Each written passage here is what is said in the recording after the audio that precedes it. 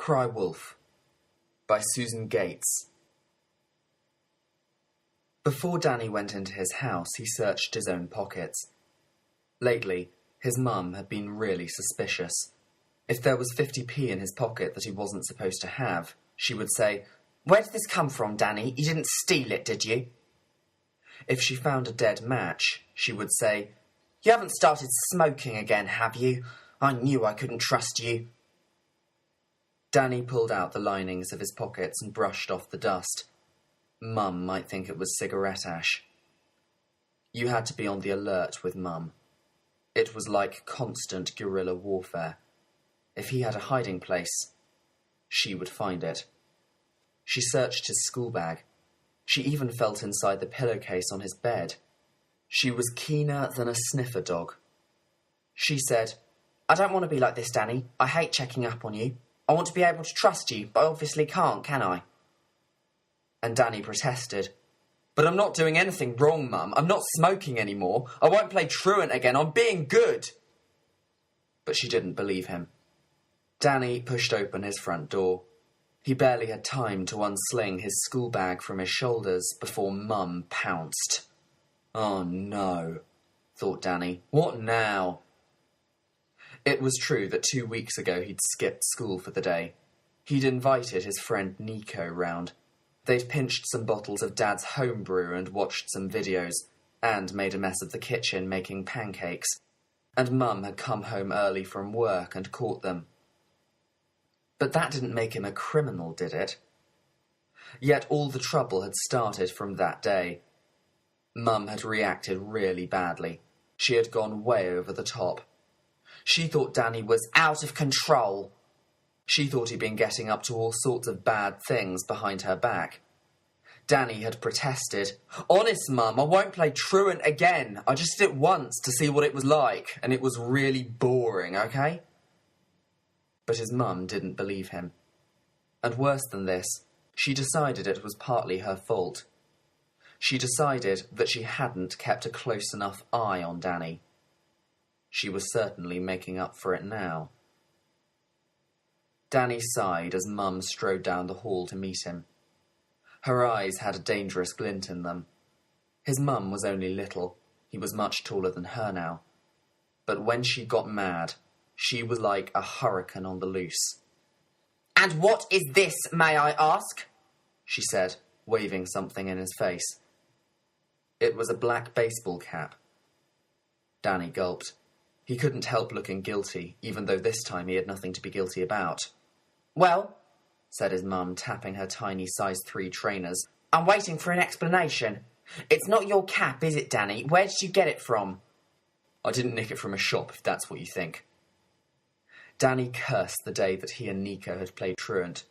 Back in the golden days, when Mum had been laid back and easygoing, she would never have noticed the cap. Now everything he did made her twitch. "I'm still waiting," said Mum. Danny opened his mouth like a goldfish.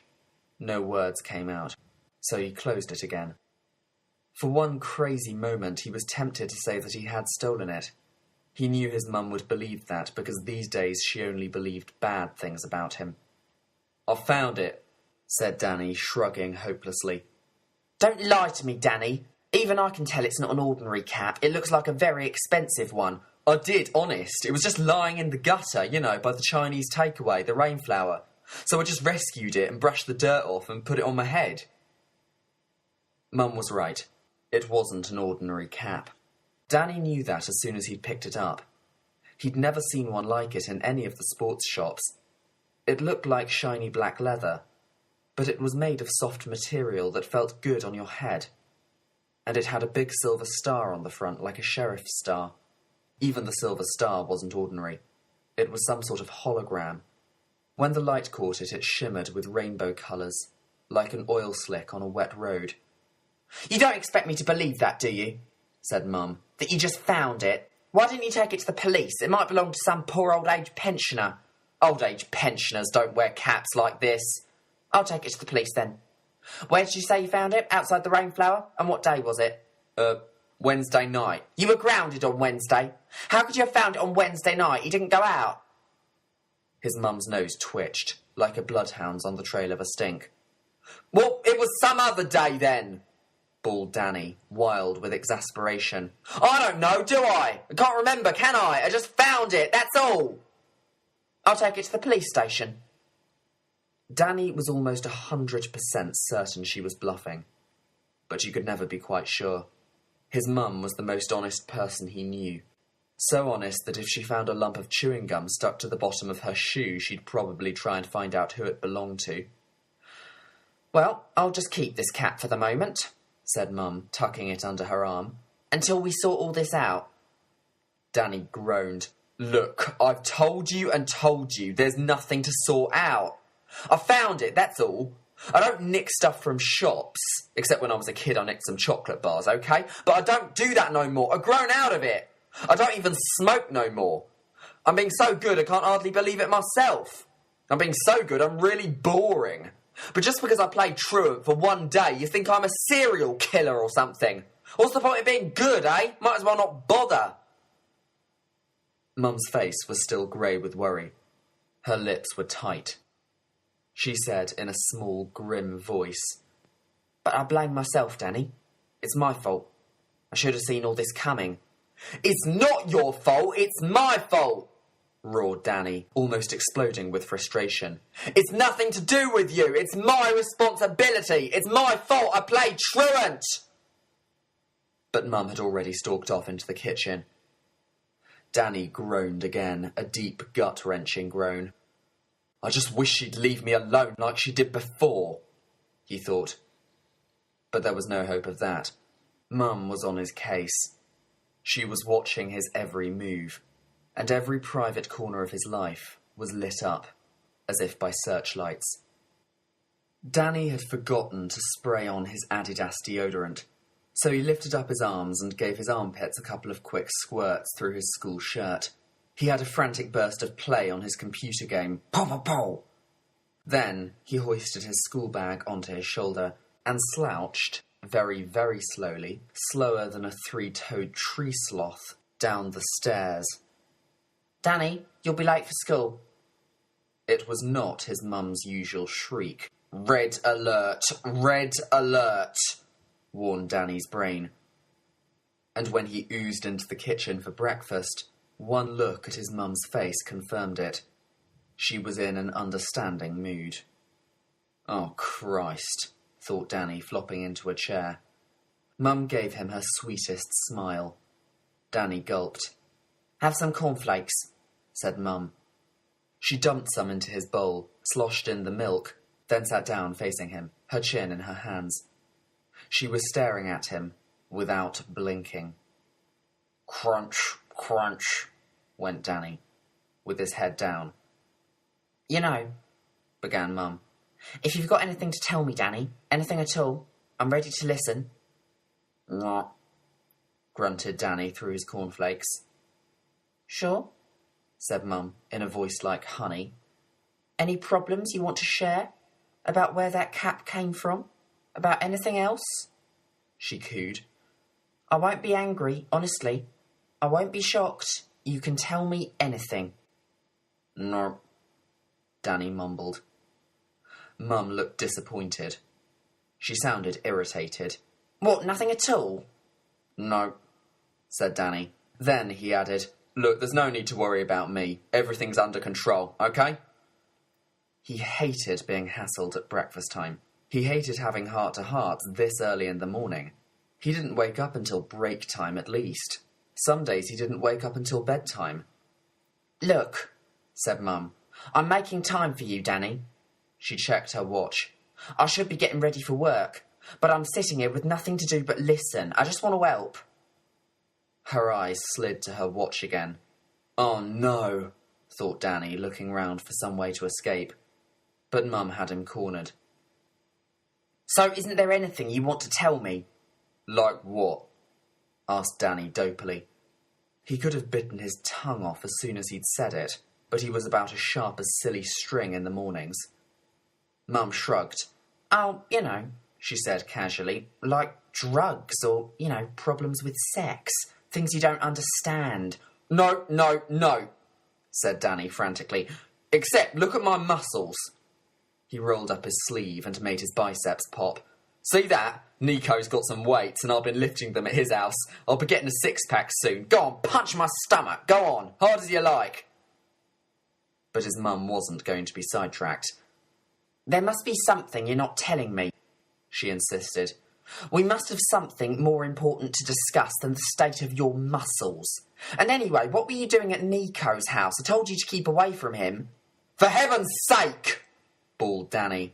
He leapt up. His chair crashed behind him. He made wild sweeping movements with his arms as if he was fighting off a swarm of angry wasps. I wish you'd leave me alone. I'm not even awake yet. I was just sitting here all peaceful, just relaxing, eating my cornflakes, minding my own business. All right, I do drugs, loads and loads of them. All right, I'm in a gang and we go mugging old ladies for their caps, right? We do it for laughs, okay? All right, I think babies come from mother care. That what you want to hear? For a nanosecond, Mum looked shocked. Then her eyes narrowed. You're joking, aren't you? She said.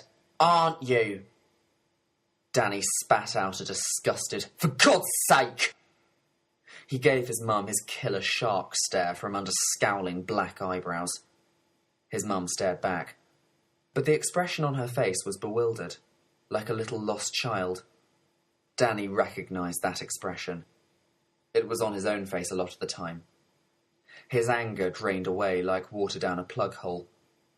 He hated being investigated, but he also hated to see Mum unhappy. So he gave her a hug. Poor little Mum, he said, scrubbing her short spiky hair. She used to do that to him before he got too tall. Don't worry, little Mum, I'm not in any trouble, honest. I'm 13 now, I can look after myself. Look, I'm bigger than you, I can even lift you up. And he grabbed his mum round the waist and heaved her a few centimetres off the floor. Mum struggled and laughed. Danny grinned. It was great to hear his mum laughing again. He plonked her back on her feet. Bye. Bye, Danny. Catch you later. Bye. Danny yanked open the freezer door, grabbed a blue ice pop, then clumped across the kitchen. Suddenly he turned round. He did have something to ask Mum. He'd been plucking up courage to ask her for 2 days now. You haven't told Dad, have you? He asked her. When he phoned up from Spain, you didn't tell him, did you, about me playing truant and stuff? I won't do it again, Mum. I didn't miss anything important. It was only maths and cross-country running. No, I didn't tell him. And I'm not going to tell him either. I said everything here was fine. Your dad's got enough to worry about. Thanks, Mum, said Danny gratefully. Danny's mum waited for the door to slam. For a few minutes, she stood in the middle of the kitchen. She wanted to trust Danny. She really did. And she knew she might find something that would ruin her day. But all the same, she came to a sudden decision and galloped up the stairs to search his bedroom. Outside, Danny's friend Nico was waiting for him. They grunted at each other. Hi. All right, replied Nico. They trudged silently along the pavement. Danny ripped his ice pop open with his teeth. Nico didn't come to the door anymore. Danny's mum had decided she didn't approve of him. That Ben Nicholson, she told Danny. It was his idea to play truant, wasn't it? Sometimes you're very easily led, Danny. I'm not easily led, bawled Danny. It was my idea, right? My responsibility. I keep telling you and telling you. But Mum just said, I always thought Nico was a bad influence. It was true Nico wasn't every mummy's dream. He looked like a shambling bear. He had hair like red fuzz and hands like shovels, and he didn't have much conversation. All right, he said again to Danny. Danny winced as slushy blue ice touched one of his sensitive teeth. No, you mong, he said. What's the matter then? It's my mum, groaned Danny. She wants to understand me, and she's taken my cap, you know, that really neat one I found. And she's watching every move I make. She's like Sherlock Holmes. She's probably searching my bedroom right now. She won't find nothing, though, said Danny with a grin. I've made sure about that. Nicky shook his big shaggy head in sympathy. Have your parents Danny asked Nico, ever tried to understand you? Nico just shrugged. What for? He said. That's exactly it, cried Danny, flinging his arms wide as if he was on a stage making a big dramatic speech. It's so pointless, isn't it? I mean, the more Mum finds out, the more she worries. So why does she want to find things out? Why doesn't she just stop trying to find out? Then she'd have nothing to worry about, would she? And everyone would be happy again. I mean, it's obvious, isn't it? Just think about it. Nico thought about it, then frowned and gave up. He said, Take a look at this, and screwed his neck round so Danny could see the back of his head. That's very artistic, said Danny. Nico had a Christmas tree shaved into the back of his head. It's not Christmas, though, said Danny. It's not Christmas for 6 months. Nico shrugged. So I'm early. Who did it? Asked Danny. My mum, said Nico. Good, isn't it? Danny's brain tried to grapple with this. He tried to imagine his mum shaving a Christmas tree into the back of his head, but his mind was like a black hole. He just couldn't imagine it. It was about as probable as snow in August. Danny had tried explaining to Mum about Nico. He tried to tell her that going round with Nico was the best insurance policy you could have. Danny was small and skinny. He hated fighting. When bullies saw him, their eyes lit up. But with Nico beside him, no one dared touch him. Nico was his personal bodyguard. And besides, Danny liked him. His mum couldn't understand that. Isn't he in bottom band? She said once. So? Said Danny. Well, said Mum, looking embarrassed. Don't you want to go around with someone you can talk to? Nico isn't thick, if that's what you mean. I didn't say that. But Danny knew that's what she meant. Hey, Nico, said Danny, giving him a swipe with his school bag. Nico dodged it easily, went into a boxer's crouch and pummeled at Danny with his head down. Get off! Get off! Laughed Danny. It was only a joke fight. Nico could do a lot of damage with those great fists, but he wouldn't dream of hurting Danny. The blows he landed were deliberately gentle. After a quick scuffle, they walked on. Danny said, But it's getting on my nerves, Nico, all this hassle Mum's giving me. I can't get away with nothing. I've got to stop her worrying about me. I hate it when she worries. Since Dad went to work in Spain, she's been even worse, like she's got to worry twice as hard or something. Like she's got the whole world on her shoulders. Danny felt a nasty twinge of guilt when he spoke about his dad. When Dad left 3 weeks ago to work on a building site in Spain, his last words to Danny had been, Look after your mum, don't give her any worry. And Danny had said, I won't, Dad, that's a promise. But he'd already broken that promise. Well, Nico was saying, it's obvious what to do. You got to make her think you're being a good boy. Danny puffed his cheeks out in a sigh. Fat chance, he said. She thinks I'm Jack the Ripper or something. Like, for instance, Nico continued, grinning. You shouldn't be hanging around with naughty boys like me, should you? You should be hanging around with good boys. I bet that's what she's told you, isn't it? Danny looked embarrassed, but there wasn't any bitterness in Nico's voice. He knew Danny's mum didn't approve of him. He didn't resent it. He seemed almost to expect it. Hang on. I've just got an idea, said Danny, sounding surprised. What you just said, it's given me this really class idea. You're brilliant, Nico. You're a mastermind, you mong. They walked a few steps. What does mong mean? Asked Nico. You know, said Danny. It means crazy person or something. Everyone's calling their mates a mong. I thought they were calling each other spaffheads. I thought spaffhead meant crazy. No, said Danny, shaking his head. You're so old-fashioned, Nico. Spaffhead was last week's word. Danny's 11-year-old brother was writing stories. His real name was Jonathan, but nobody called him that. His nickname was Tiddler, but nobody called him that either. Everyone called him Tid. Tid was sitting in the bedroom he shared with Danny, typing his story onto the computer. He had a pile of Smarties next to him. He ate one Smartie, then typed a few words, ate another, then typed some more. By the time he had eaten all the blue Smarties, he'd written this. I'm going to start this story with Once Upon a Time. I know that's not original or anything, but that's how it starts, okay? So, once upon a time, there was this creature. He roamed the countryside. He was called Wolf, but actually he was half man and half wolf. And he's a monster, and you better be scared of him if you know what's good for you. He is your worst nightmare. This is how you recognize Wolf. He prowls around in the dark, especially in graveyards. He's got silver teeth that are made of metal and yellow eyes, and he is slightly, not to say totally, crazy. And his victims are innocent children. Anyway, once upon a time, Wolf and all his wolf mates were out looking for human victims. And they saw this kid, just happily minding his own business. Blood was dripping from Wolf's metal teeth as he sprang forwards.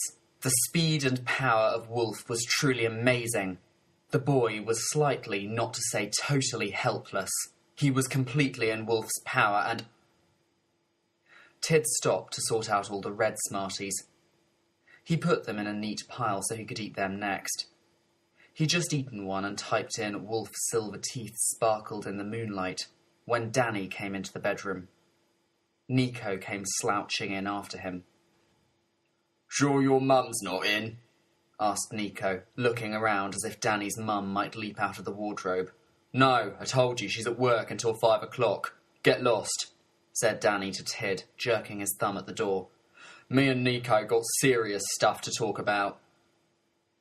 Tid gave a loud, huffy sigh and raised his eyebrows, but he scooped up his sweets and trudged out the door. What's that he's doing? Said Nico, peering at the computer screen. Oh, just one of his stories, said Danny. He clicked the mouse over exit and Tid's wolf story vanished from the screen. Okay then, said Danny. This is the plan, right? He started to giggle. He just couldn't help it. All day at school, every time he'd thought about the plan, his face had cracked into a big grin. Just what is so entertaining about my maths lesson? Mr. Walker had asked him in a dangerous voice, and Danny had truthfully said, Nothing, sir, and hidden the grin behind his hand. But now, his laughter just exploded. For 60 seconds, he and Nico staggered about, cackling like drunken witches and aiming feeble punches at each other. Then Danny said in a weak, gasping voice, Right, Nico, stop messing about. We gotta be serious. Nico dragged a hand down over his face, and like magic a new face appeared. It was glum as an undertaker's. Okay, said Nico. I'm serious now. We gotta get this right, said Danny. The plan is I'm supposed to have found this new friend, right? And he's like a good influence. He's like a saint or something. He never does anything wrong. So, part 1 of the plan is I tell Mum about this kid when she comes home, and hey presto, she stops worrying and gets all relaxed and forgets about the bad things and says, Oh, Danny, I'm so thrilled you found a decent friend at last, not like that frightful boy Nico. Nico grinned and waggled his eyebrows up and down. And then, part 2, you meet me at the phone box at 6 o'clock. What are we going to do then?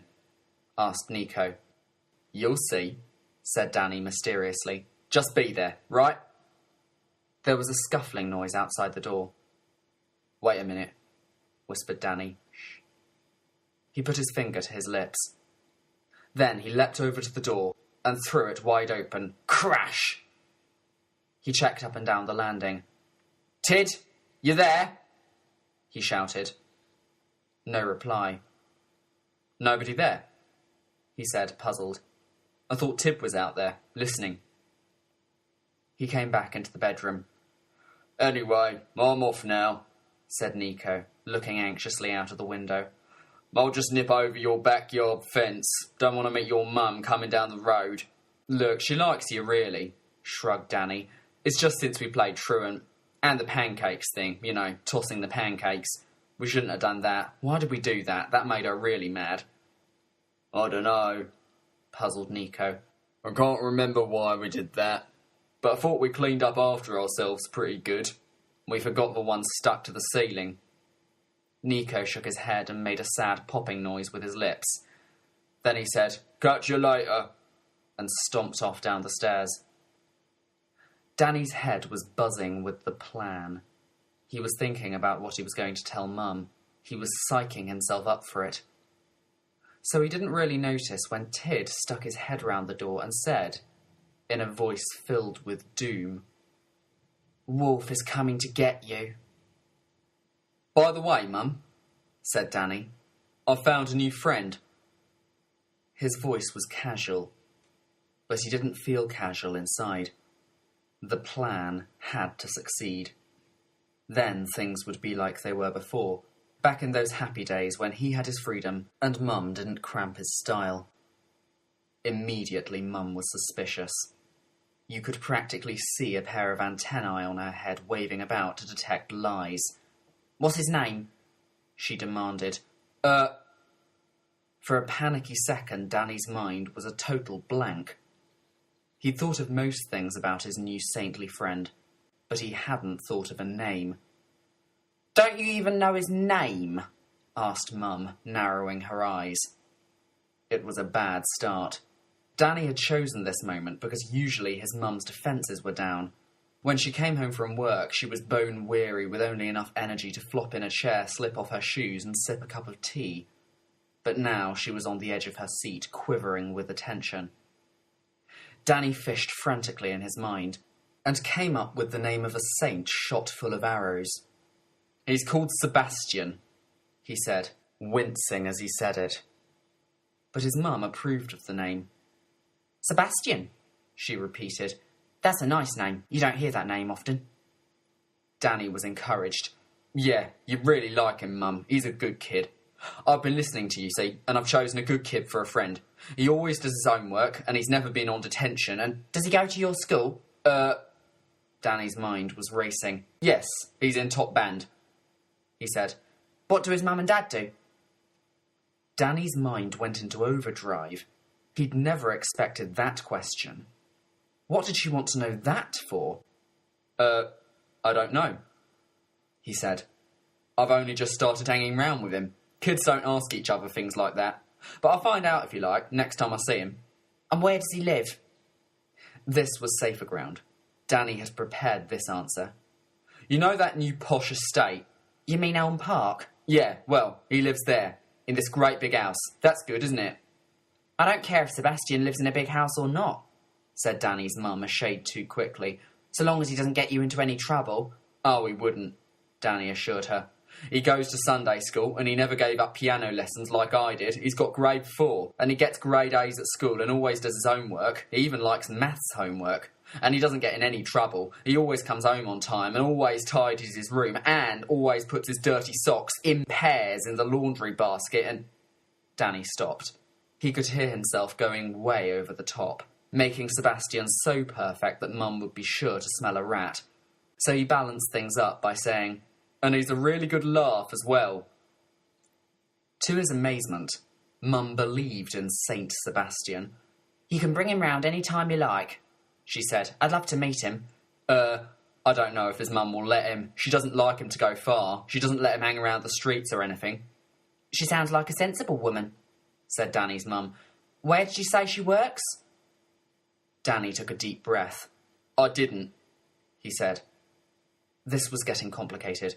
He'd noticed before that lying always got complicated. "Why can't she stop asking all these questions?" he thought, as his brain whirred around. "Then I wouldn't have to tell her all these lies, would I? Anyhow, gotta go now," he gabbled at Mum. "I'm going round to Sebastian's now. Is that okay? I won't be back late." "Course it's okay," his mum said, without a trace of suspicion in her voice. "I'm really pleased you're mixing with a different crowd. Sebastian sounds like just the friend I'd have chosen for you." "Sounds like a boring goody-goody prat to me," thought Danny as he trudged across the kitchen. At the back door he hesitated, he said, shuffling his feet. Don't suppose I could have my cat back, now I'm being good and everything. At first, Mum pursed her lips and looked doubtful. Then she said, I suppose it's okay. She got the cat down from the top of the kitchen cupboards where she always hid things and gave it to him. As he stepped outside the door, Danny gave a little private cheer. Yay! He was really astonished to get the cat back. He almost hadn't asked. He'd thought there was no chance she'd say yes. She wouldn't have said yes if it hadn't been for Saint Sebastian. I've only just invented him, thought Danny gleefully, and he's doing miracles already. He pulled the cap down on his head so it was a snug fit. He bent the peak into a sharper shape. It was a great cap. It felt like it had been made for him. Tid came dashing round the side of the house and crashed into him.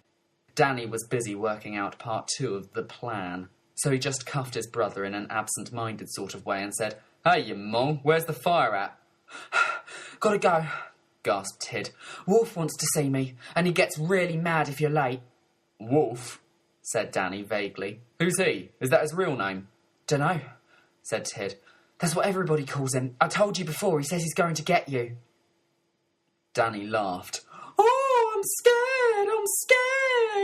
he warbled in a high, trembly voice. He laughed again. Who is this Wolf, then? Is he one of your weedy little mates?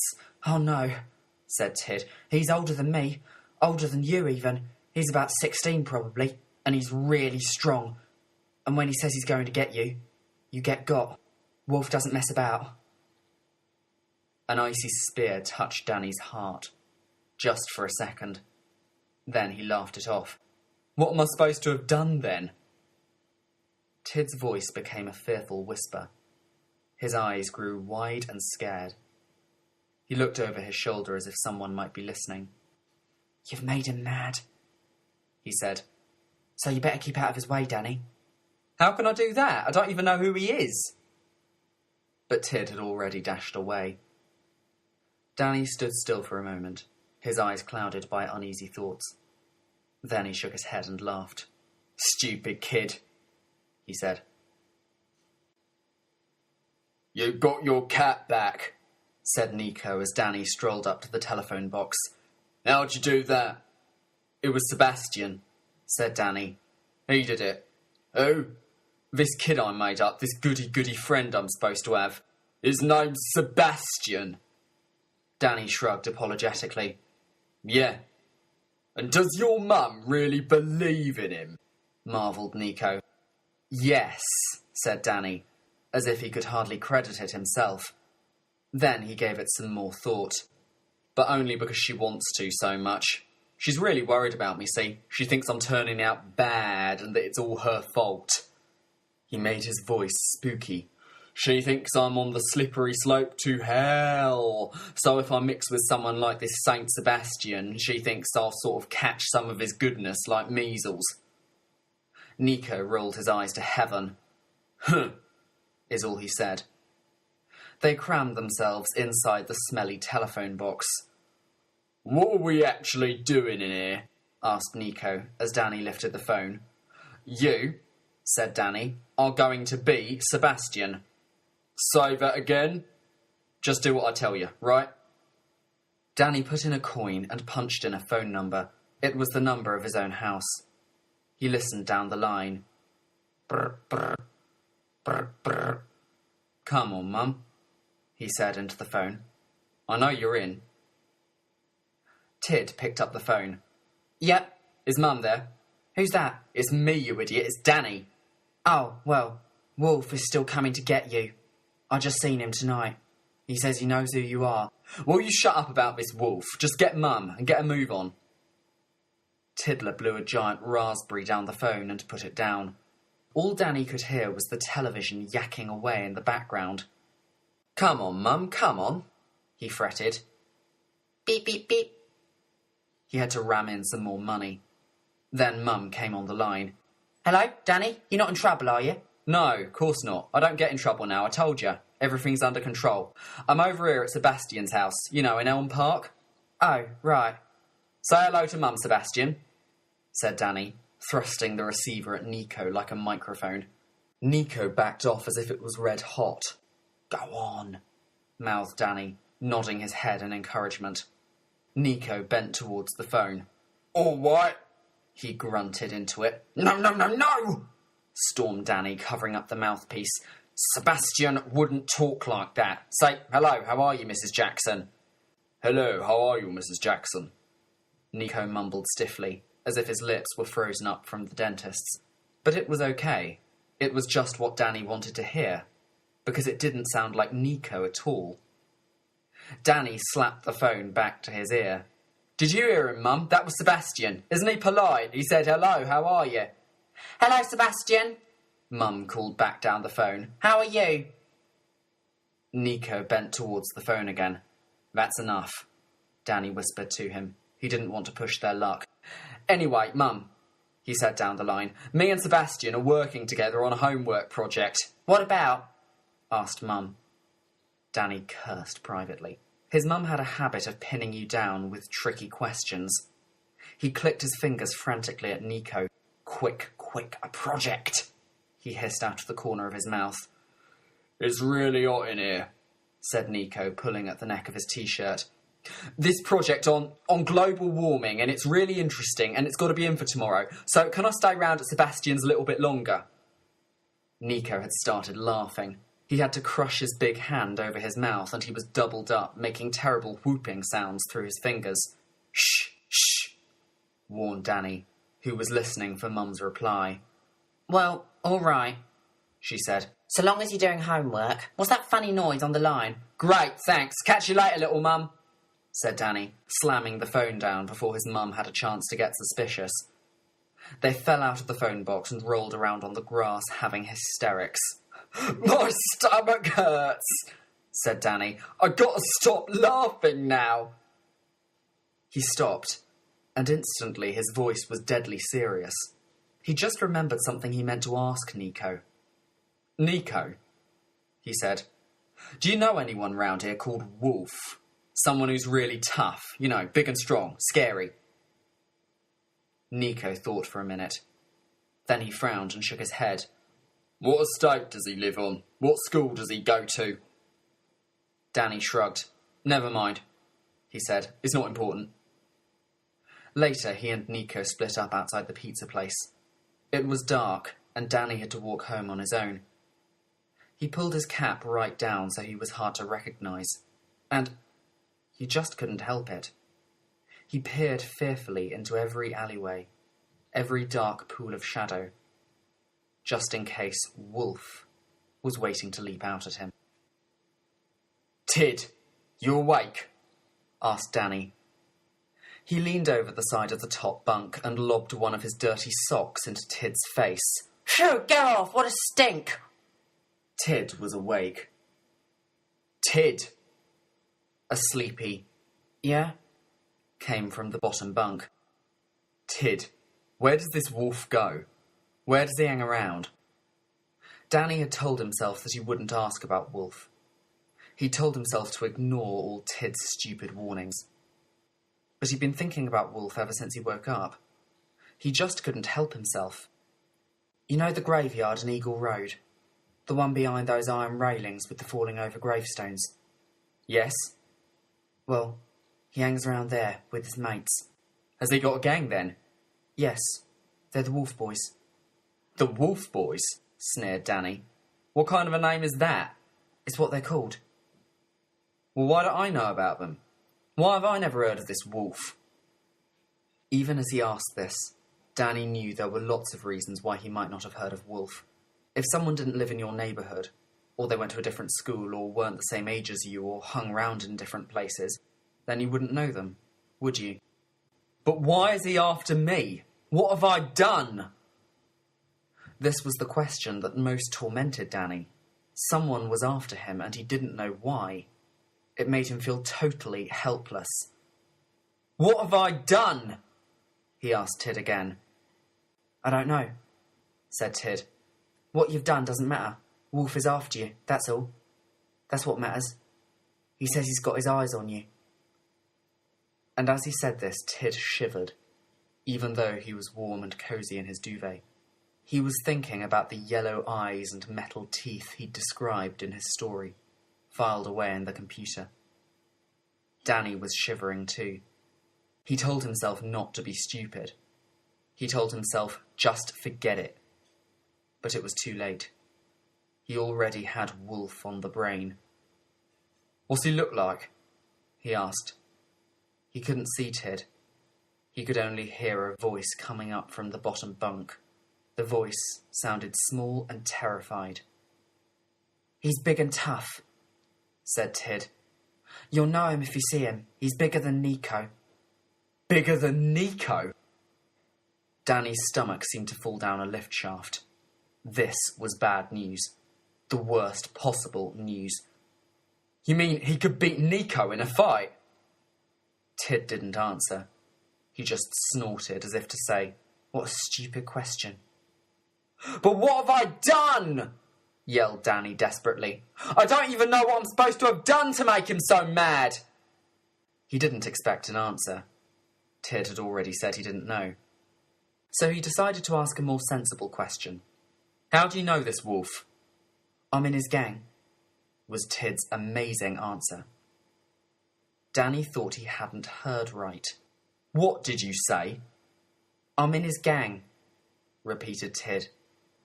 His voice was a strange mixture of fear and pride. "Well, I'm not actually in it yet," he added. "I'm sort of a mascot, really. They call me Baby Gangster. They let me run errands for them. They say I'll be a proper wolf boy one day. And I hear stuff. You know, stuff they're saying to each other. And that's how I heard they were after you." Danny's brain was buzzing like a nest of wasps. He had a million questions to ask, like, did they use my actual name? And do they know that you're my brother? But just for a minute, his horror at what Tid had just told him drove them right out of his mind. "You're crazy, Tid. How did you get mixed up in all this mess? You should stay out of gangs like that. They're poison. Once you're in, they never let you out." "I know," said Tid miserably from the bottom bunk. "I know that now." Danny dangled over the side of the bed so he could look Tid right in the eye. But Tid had got up. He was shuffling towards the door, wrapped in his duvet, like a giant cocoon. "Where are you going?" demanded Danny. "Come back here. I haven't finished talking to you yet." Tid didn't answer, but Danny could hear the bathroom door being locked. Danny sighed. Tiddler had a whole library of books in the bathroom. He kept them in the laundry basket. Sometimes he stayed in there reading them for hours. "What's he got himself mixed up in?" muttered Danny. And at that moment he was more scared for Tid than he was for himself. He swung down from the top bunk. He began looking in all Tid's hiding places. He didn't think twice about it. He looked inside his pencil case, under his mattress, in the pocket of his jeans. He was looking for something, anything, that would give him more information about Wolf. But he found no clues. When he went downstairs for breakfast, Tid was still locked in the bathroom. Danny hammered on the door as he passed, using both fists. But Tid just yelled, "Go away! I'm reading!" Danny didn't even think about telling his mum that Tid might be in big trouble. Mum had had enough worry lately, and Danny didn't want to see her upset again just when things were settling down. Besides, even if he'd wanted to tell her, she didn't give him the chance. As soon as she saw him, she said, "Why don't you invite Sebastian round this evening?" "Who?" said Danny. Then he remembered. He'd forgotten about Sebastian, and his mind had to make a great leap sideways from thinking about the wicked wolf to thinking about saintly Sebastian. "I'll have to tidy up," said Mum. "I bet they've got a lovely house." "Oh, yes, they have. Lovely," said Danny, saying anything that came into his head.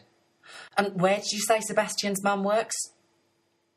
Danny happened to be looking at some white daisies in a vase on the kitchen windowsill. "The flower shop," he said. "She probably owns it or something." He could have kicked himself. Why did he say that? He hadn't meant to give Mum any more information about Sebastian and his family. He'd meant to keep it nicely vague. But it was too late now. Mum was hot on the trail. What, you mean the one on the high street? No, said Danny wildly. The other one. I know, you mean the one in the shopping mall. The very expensive one.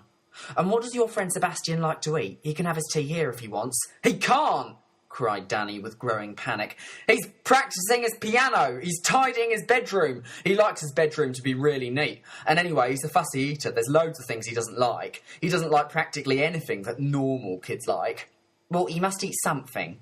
He eats, said Danny, plucking the most unlikely thing he could think of out of thin air. He eats a lot of avocado soup. He practically lives on it. Oh dear.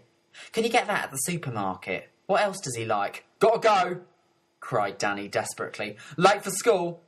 So you'll invite Sebastian round tonight? I'm looking forward to meeting him. He sounded like a nice, polite boy on the phone. Danny didn't answer. He didn't dare. Everything he said seemed to make the situation stickier. So he just grabbed his school bag and his cap and an ice pop and slammed his way out of the house. Danny's mum started to tidy up. She told herself, "It's not the Lord Mayor, it's only one of Danny's mates." But she couldn't help feeling a tiny bit nervous about Sebastian's visit. She wanted to make a good impression on this new friend. Nico wouldn't notice if the house looked like a rubbish tip. But Sebastian sounded like a boy with high standards. The sort of boy who'd run his finger along furniture and go at the dust. "Don't be silly," said Danny's mum to herself. "He wouldn't do that." But she got out the furniture polish. "I know," she thought as she polished away. "I could pop into the florist's after work and ask his mum what else he likes to eat. Then we won't make any mistakes." Danny had left the house way too early. It was 20 minutes before he was due to meet Nico to walk to school. And during those 20 minutes, he felt more lonely and vulnerable than he'd ever felt in his life. He was being hunted by Wolf, and he didn't know why. He didn't even know what the hunter looked like. He didn't walk along the main road. Instead, he pulled his cap low down over his forehead. Then he dived along alleyways and scuttled down back streets. He kept close to walls. He was like a ghost sliding from dustbin to dustbin. Only the star on his cap glittered faintly in the shadows. When he reached the end of Nico's road, Nico wasn't there. Danny looked at his watch. 10 minutes to go.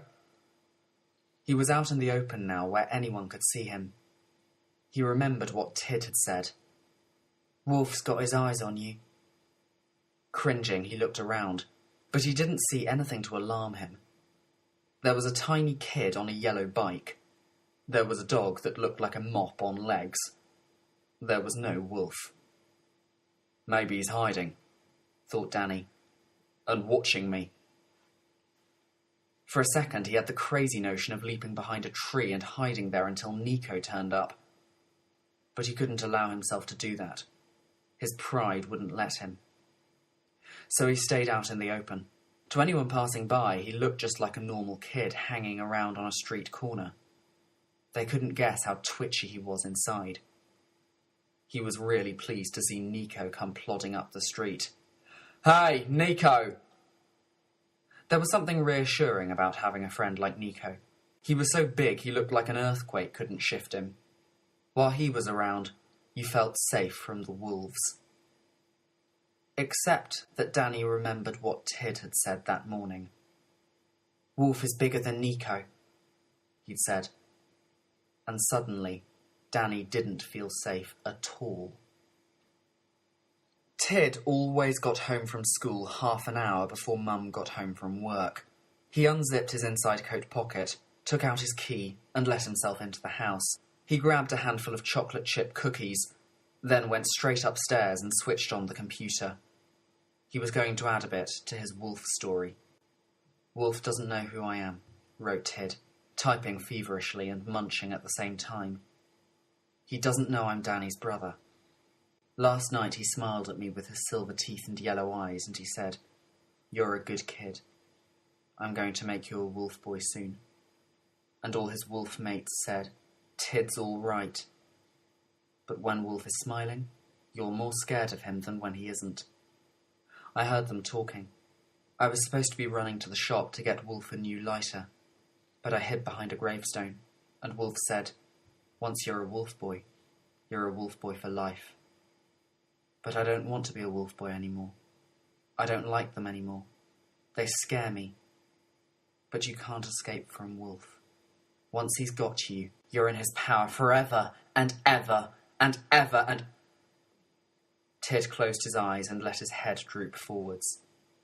He sighed. It was a sigh of deep despair. He stayed like that for a long time. Then he opened his eyes again, slid off the chair and headed for the bathroom. He locked himself in, sat on the toilet and pulled the laundry basket towards him. He opened it and chose a book from his library. He was going to be there for some time.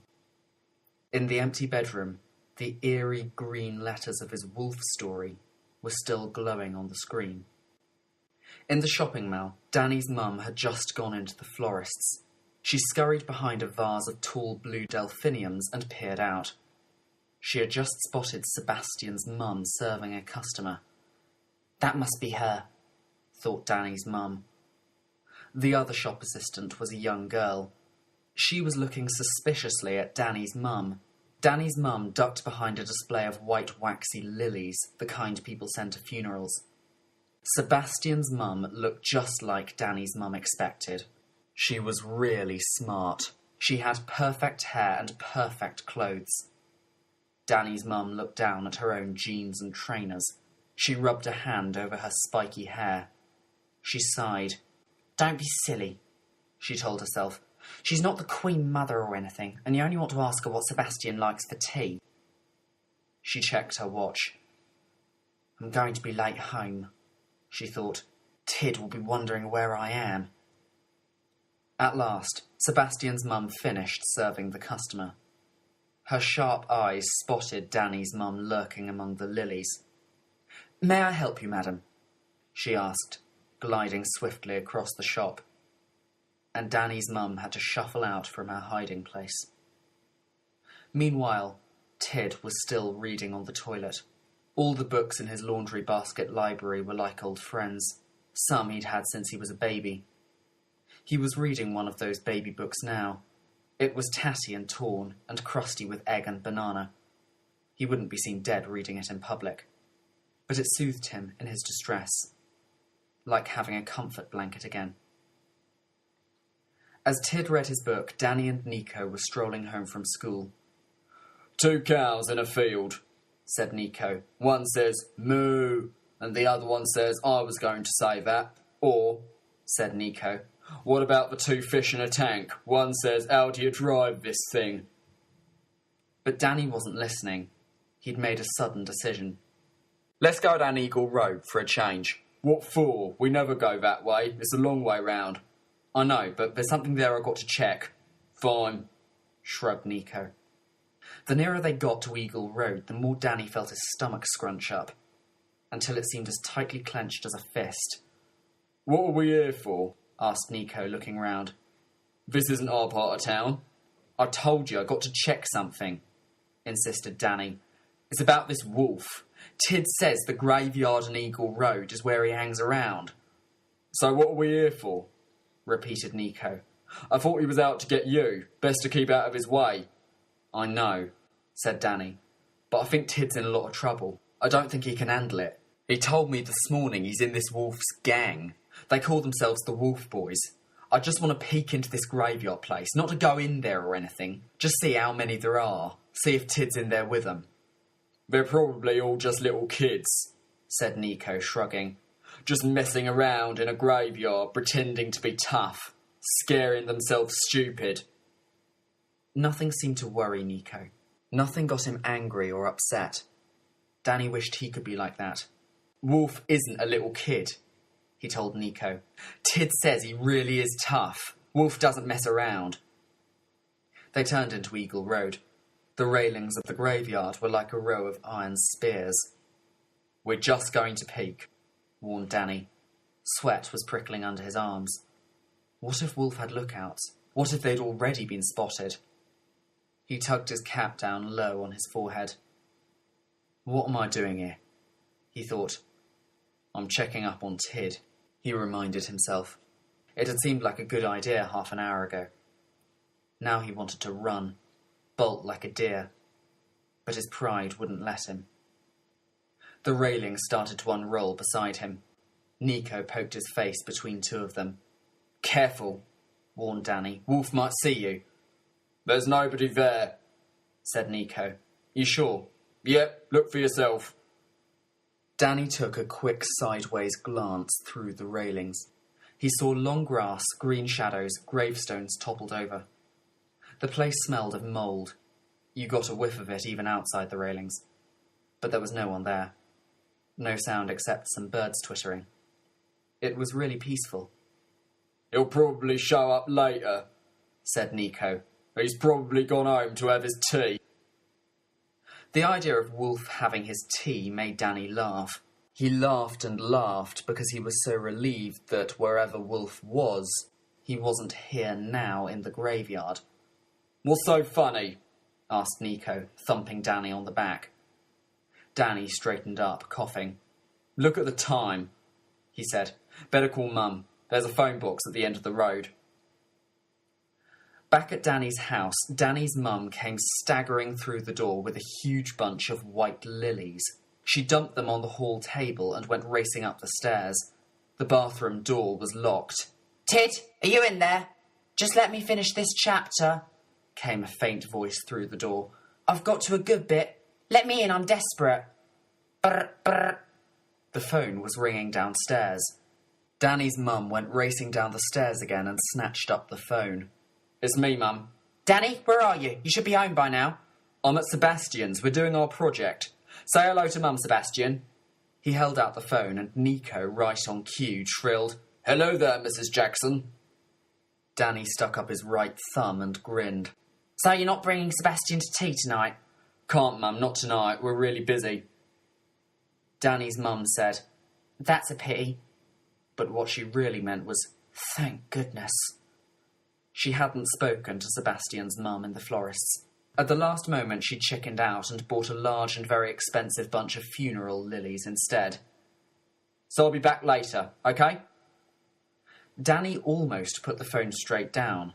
He took it for granted that his mum would approve, that Sebastian would work another miracle.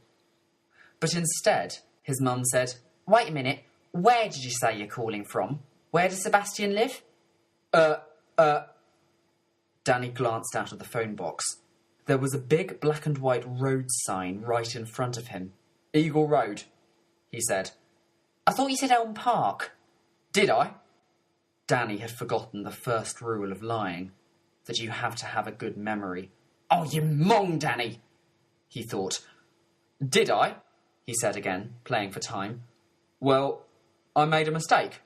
And they both begin with E, don't they? No, Sebastian lives in Eagle Road, opposite the cemetery." "Oh, right," said Mum. But her voice sounded doubtful. "Cheer up, little Mum, don't worry about it. Everything's under control. At least you don't have to make no avocado sandwiches." "I thought you said avocado soup." "Bye," said Danny, before he could make any more mistakes. "Catch you later. Say bye-bye, Sebastian." And he handed the phone to Nico. "Wuff, wuff!" barked Nico into the phone. Danny snatched the phone back. "That was Sebastian's pet dog, Mum. She's called Poopsie. Say hello to Mum, Poopsie," he said, shaking a threatening fist at Nico. "Wuff, wuff!" "Bye, Mum." "Wait a minute," said Mum. "Weren't you supposed to hand in that project about global warming today?" But Danny had already crashed the phone down. "Phew," he told Nico, slapping a hand against his forehead. "That was a near thing, but it was okay. I think I got away with it." "You idiot, what did you bark like that for?" "I just wanted to see what you'd do," grinned Nico. "Poopsie. That's the stupidest dog's name I've ever heard." "Yes, well, I didn't have much time to think, did I? And there's a poster over there about pooper scooping after your dog." "What kind of a dog is Sebastian's Poopsie?" interrupted Nico. He sounded really interested. "Not you as well," bawled Danny, "asking me all these stupid questions about Sebastian. Look, this Sebastian kid, I invented him, right? Just to get my mum off my back and make her stop worrying. He's not real, you know. He doesn't actually exist." "I know that, but what kind of a dog has he got?" insisted Nico. "Oh, for heaven's sake, one of those snappy little dogs with goggly eyes." "My auntie's got one of those," said Nico. "It's disgusting. It slobbers all over you. Does Poopsie do that?" Danny couldn't trust himself to speak. He just gave a great desperate howl of exasperation. Back in Danny's house, Danny's mum was standing by the phone, deep in thought. If she'd had antennae on her head, they would be quivering. She hesitated, then made a decision. She held the phone to her ear and punched in another number. Then she listened. What she heard at the other end of the line made her eyes widen in surprise. "You know," Danny told Nico as they walked away from the phone box in Eagle Road, "I've got to write all this stuff about Sebastian down, where he lives, what his mum does, what he likes to eat, all that sort of stuff, because it's getting a bit complicated. In fact, I think I'll start now, else I'll forget." He rummaged around in his pocket and found an old stub of pencil. He found a screwed-up piece of paper. He smoothed it out. "Stop a minute," he said to Nico. He leaned the paper on Nico's back and began to write. "Sebastian likes doing maths homework, tidying his room, practising his piano, helping his mum, being polite, avocado soup. Hey, I know quite a lot about him." Nico peered over his shoulder. "Avocado soup?" he queried. "Yep," said Danny, still scribbling away in wobbly writing. "He's a really weird kid, this Sebastian." Upstairs in Danny's house, the toilet flushed and the bathroom door was unlocked. Tid had finally reached the end of his book. "Going out," Tid said to his mum as he passed her on the stairs. "Just over the football field. Be back for tea," she said automatically. Tid gave her his mock salute. "Yes, sir. Space Commander, sir." But he wasn't grinning like he usually did. His face looked pale and strained. His mum didn't notice. She was worried too. She was worrying about Danny's new friend, Sebastian. Danny let himself into the kitchen. He tugged off his cap and was about to skim it onto the kitchen table like he always did. But this time, there was an obstacle in the way. It was a vase full of giant white lilies. "Where'd they come from?" thought Danny. "Did you have a good time at Sebastian's?" asked Mum, coming into the kitchen. Yeah," said Danny warily. He braced himself for a whole load of questions about Sebastian's mum, his dad, his house in Eagle Road, his pet dog Poopsie. But his mum just said, "Tid hasn't come home yet. He'll be in trouble when he does get back," said Danny's mum. "He came back for his tea, then he rushed out again, and he should have been back half an hour ago." The lilies had a strong, sickly scent. It made Danny think of funerals and graveyards. It made him think of the graveyard in Eagle Road, where he guessed Tid was right now, with Wolf and the Wolf Boys. But he said to his mum in his brightest, chirpiest voice, "Don't worry about it, little mum. You worry too much. He's probably just playing football and forgotten the time." Danny went up to the bedroom. But he was restless. He lay on his bed reading a computer magazine. But he was listening all the time for the slam of the back door. Then he would know that Tid had come home safe. "Who does this Wolf think he is?" Danny was thinking. "He wants to get me, only I don't know why. He's got Tid scared after death. Who does he think he is?" He went over to pull his bedroom curtains. And he couldn't help checking outside, just in case Wolf was watching the house. But the road was empty. On the way back to his bed, he saw the computer screen flickering with words. "Why doesn't Tid ever file things away?" he thought. And he was just clicking the mouse over close when the word wolf sprang at him off the screen. So he sat down on the swivel chair and began to read. And as he read, the expression on his face changed. First it was grim. Then he read, "Once upon a time." Then it was puzzled. And he read, "Silver teeth," and "Yellow eyes." And then it was amazed and angry and relieved, all at the same time. "That little rat," he whispered to himself. "He's made it all up. It's only a story. He invented Wolf, just like I invented Sebastian." and Wolf was about as believable as Sebastian. "Silver teeth and yellow eyes," mocked Danny, shaking his head, blood dripping from his teeth. "I'll kill him!" He meant Tid, not Wolf. He didn't believe in Wolf anymore. Wolf was a storybook monster, a bogeyman out of a kid's bad dream. "And you fell for it," Danny sneered at himself. "I can't believe you fell for it." He heard the back door slam. "I'll kill him!" he cried, leaping up out of the chair. "Wait until I get my hands on him." But he didn't get the chance. As if he knew he was in deep trouble, Tid scurried upstairs and locked himself in the bathroom. Danny hammered a furious tattoo on the door. "Come out! I want a word with you! I want an explanation!" He hammered and hammered until his mother yelled, "What are you trying to do? Break that door down!" Danny gave a last disgusted kick at the door, then went back into his bedroom. He deleted Tid's wolf story. "That's the end of him," he said when there was a blank screen. It made him feel a lot better. The next morning, Danny still hadn't managed to get his hands on Tid. He tried to stay awake, but by the time Tid let himself out of the bathroom, Danny was in a deep sleep. And this time, in his dreams, there were no wolves hunting him down. When he woke up, Tid was just a lump under his duvet.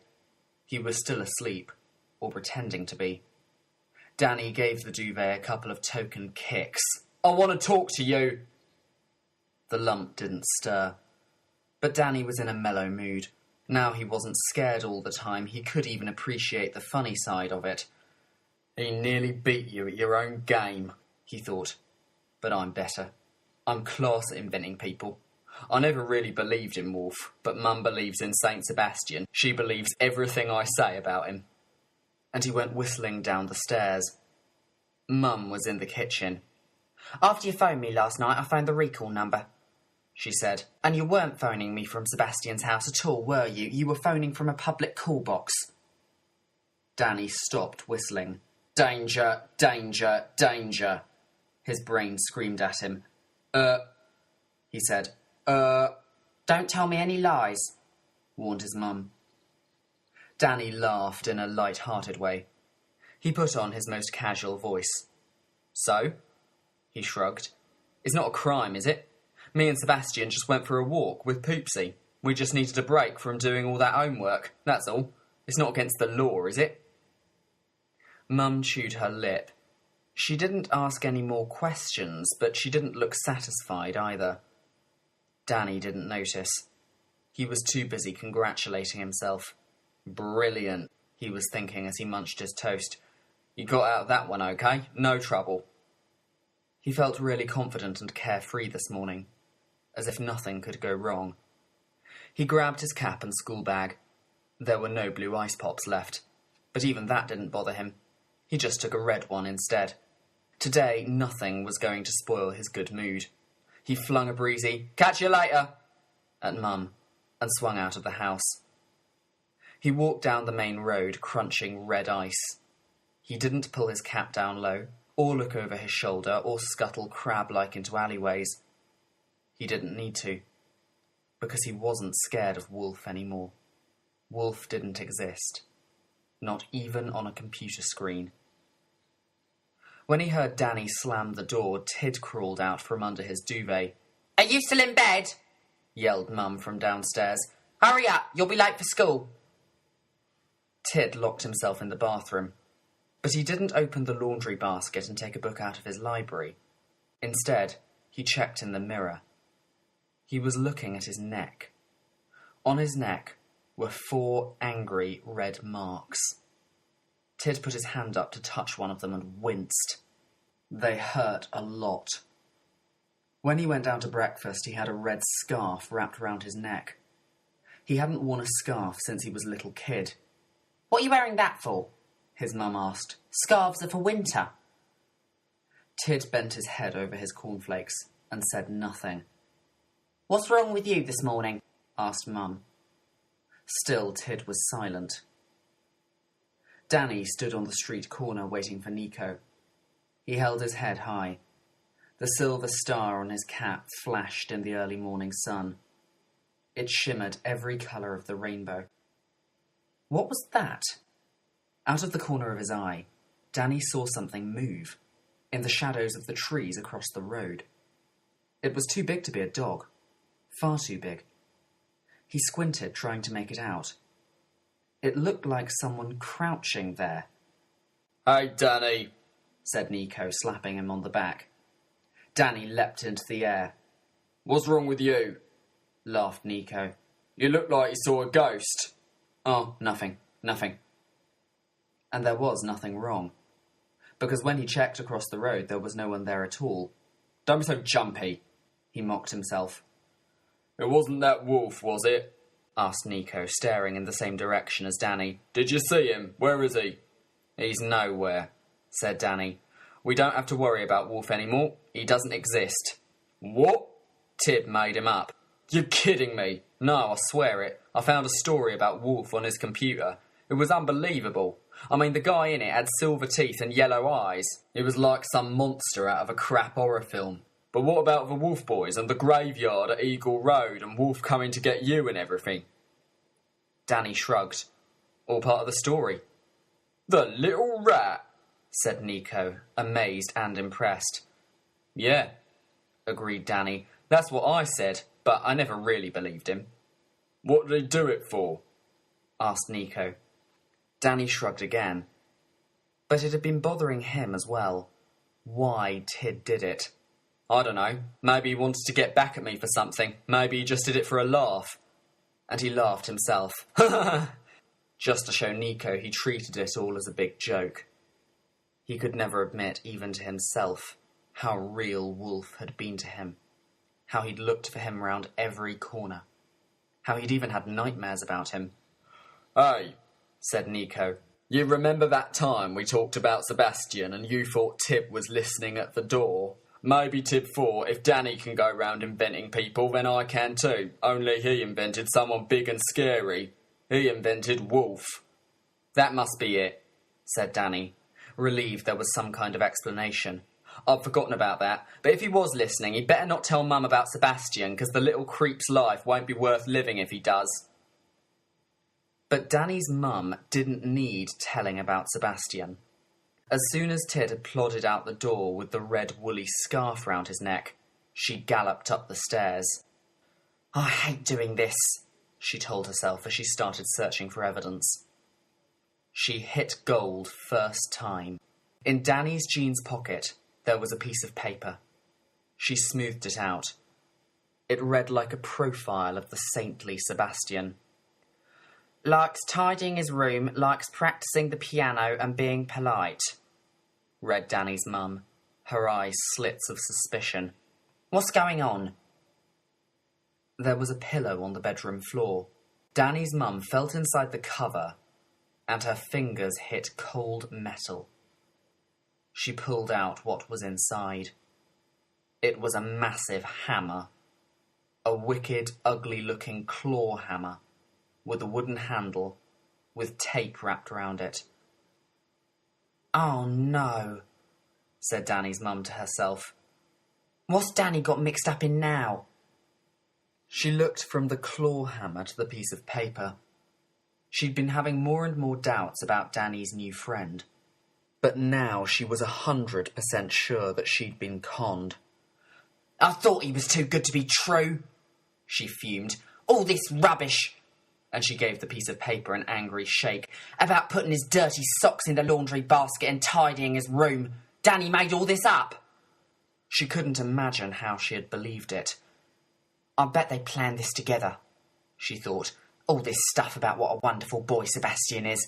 Probably thought it was a really good joke. But I bet Sebastian is even worse than Nico. I bet he's a really bad influence. And Danny is so easily led. Heaven knows what trouble this Sebastian is getting him into." Then another thought hit her. "I wonder if Sebastian's mum knows what's going on, Mrs. High and Mighty and the florists. I think it's about time she and I had a little talk about her son." And with a fierce and gritty look in her eyes and the claw hammer in her handbag, Danny's mum set out for the shopping mall.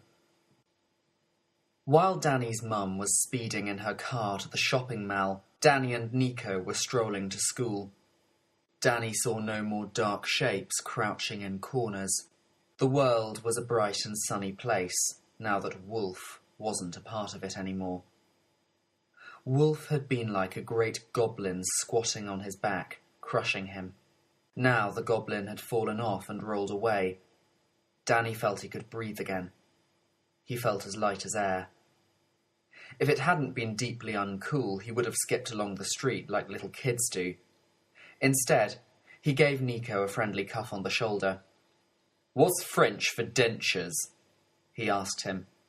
Then added, "It was a joke on a lolly stick." "A pair of teeth," answered Nico automatically. "I read that lolly stick too." But Nico wasn't really paying attention. He was gazing across the road into a pool of shadow by some wheelie bins. "What are you looking at?" asked Danny. He could see some kind of fluttering. For a second his heart tightened. Then Nico went darting across the road. "It's a bird," Nico called back. "It's hurt itself." "Relax." Danny calmed himself down. "Relax, it's only a bird." He followed Nico across the road. Nico was kneeling down on the pavement. "It's a seagull," he said. They were miles from the sea, but there were lots of seagulls in town. They squawked on roofs and flew in white clouds round the council rubbish tip. "It's broken its wing," said Nico. "Ugh," said Danny. "What's that red stuff hanging out?" Feeling squeamish, he backed away. The bird was badly injured. One wing was ripped so tendons and bone were showing. The wing was useless. It spread out like a white fan on the pavement. "We'll have to pick it up," said Nico. Danny felt his stomach heave. He wanted to help the bird. He really did. But he didn't know what to do. It was in such a mess. "What if we hurt it?" he said. He couldn't bear to look at it, let alone touch it. Just the thought of it made him squirm. "Come on," he said to Nico. "Leave it. Someone else will find it. We'll be late for school." The bird tried to shuffle away. It looked nearly dead. Its broken wing dragged behind it. The white feathers were clogged with dirt. But its eyes were still horribly alive. They were bright and black and hopeful. And Danny thought they were looking straight at him, pleading, "Do something." "Come on, Nico," begged Danny, frantic to get away from those accusing eyes. He pulled urgently at Nico's backpack. "Just leave it, Nico, okay? Don't try to pick it up, you'll hurt it." But Nico stayed calm. "It's already hurt," he explained patiently, "and I might be able to fix it. I fixed a blackbird's wing once. My granddad showed me how." Nico took off his jacket. Gently, he scooped the bird up and wrapped it in the jacket so it wouldn't struggle. "Can you really save it?" asked Danny. Now the bird was wrapped up and he couldn't see the dreadful wound. He came closer again. "Can you make it fly again?" "Don't know," said Nico, shaking his head. "Wings are tricky things to fix." Danny felt ashamed of himself because he got in a panic. "I didn't want to hurt it," he said, desperate to explain. Nico just nodded. He didn't seem to blame Danny at all. "You go to school," he said. "I'll see to this. I'll catch you later." "Okay," said Danny gratefully. Danny watched him walk off, carrying the bird like a precious parcel. He felt very proud of Nico. Didn't know he could fix birds' wings, he thought. Nico was full of surprises. And he wished with all his heart that his mum could have seen Nico with the seagull. How he'd kept his head, how he'd known just what to do, how gentle he'd been. She wouldn't think he was a yob, thought Danny. She'd really like him, if she'd seen him just now.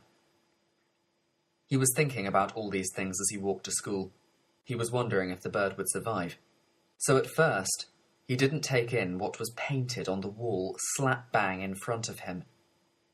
Then he focused on it and leapt back. Wolf was written in big red letters on the wall, and beneath each letter, red paint was dripping like blood. Danny's mum marched into the florist's like she was going to war. She was going to tackle Sebastian's mum, and nothing was going to stop her. "And this time, don't buy any of her darn flowers," Danny's mum warned herself. The claw hammer felt heavy in her bag. She had brought it along as evidence. She didn't exactly know what Sebastian and Danny were going to use it for, but she was convinced they were up to no good. The smart woman was arranging a bowl full of pink carnations. She looked up as the door crashed shut behind Danny's mum. "May I help you, madam?" Danny's mum strode across the shop. "I'd like to have a word with you about your son, Sebastian." "Excuse me? I'm Danny's mum," explained Danny's mum, tapping her foot impatiently. The smart woman's face didn't light up with understanding. Instead, it creased into a puzzled frown. "I haven't got a son," she began. But Danny's mum was in no mood for listening. She was all fired up. She was determined to speak her mind. "I thought at first that your son Sebastian was a perfect friend for my Danny. Danny told me all sorts of lies about him. What a fool I was. It was all a total invention, wasn't it, to put me off the scent? Doing homework? Ha! Tidying his room, putting his dirty socks in the washing, practising the piano. I should have known better, but the pair of them pulled the wool right over my eyes. I haven't got a..." The smart woman was about to say, "I haven't got a piano," but she was left flapping her mouth like a landed fish as Danny's mum ranted on. "I'm not saying my Danny's a saint, because he's not, but he's very easily led, and I'm certain your Sebastian is getting him into trouble. Look what I found hidden in Danny's pillowcase." And she pulled the evidence out of her bag and waved it around. The smart woman backed away. "Tina," she called sharply to a white, scared face amongst the roses. "Call security." "What?" Danny's mum stopped raving and looked around. "Security? What do we need them for? I'm talking about your son, Sebastian. Aren't you interested in what he's up to? Most mothers would be grateful." "Tina!" snapped the smart woman, with her eye on the claw hammer. Danny's mum dropped the hammer back into her bag. "Well, I can see I'm wasting my time. Sebastian's got you fooled too, hasn't he? You think he's little Mr. Perfect, don't you? Well, let me tell you, it's all a total invention, and you're in for a very nasty shock." And she stalked towards the door. She slammed it shut so hard behind her that all the flower petals trembled. Tina crept from among the roses. "Shall I call security, Miss Pringle?" "No, I don't think so, Tina. It's all right. She's gone now." Miss Pringle shook her head sadly. What was she saying about her son? Poor woman, obviously driven half mad with worry. Danny's mum went rushing across the mall. She was very late for work, but she felt pleased with herself. She felt it had gone rather well. "I told her a few home truths," she congratulated herself. Then she shook her head sadly. "Some parents," she thought, "they're totally blind. They can't see what's going on right under their noses."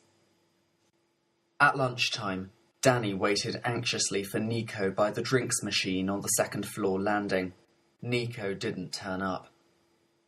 Danny ripped the ring pull off his Coke and took a swig. He leaned against the wall, surrounded by pushing schoolkids, and thought about the seagull. "Hope it's all right. If anyone can make it all right, Nico can." He kept seeing the same thing in his head. Nico stooping down to help the bird, while he cringed back, not knowing what to do. And he wished again that his mum could have seen it. It made him angry when she said bad things about Nico. When she said he wasn't a good enough friend. She doesn't know what she's talking about, thought Danny, taking another swig. He also thought about the blood-red letters on the wall. He could see them in his mind. Wolf. Just a coincidence, he decided, and shrugged. "Hey, move!" someone yelled in his ear. Without hurrying, Danny shifted himself a few centimetres to the left. He had another thought. Maybe Tib painted it. Maybe it's part of his plan to make me think Wolf is real. Then he told himself, Nah, Tid wouldn't go that far. It's coincidence, that's all.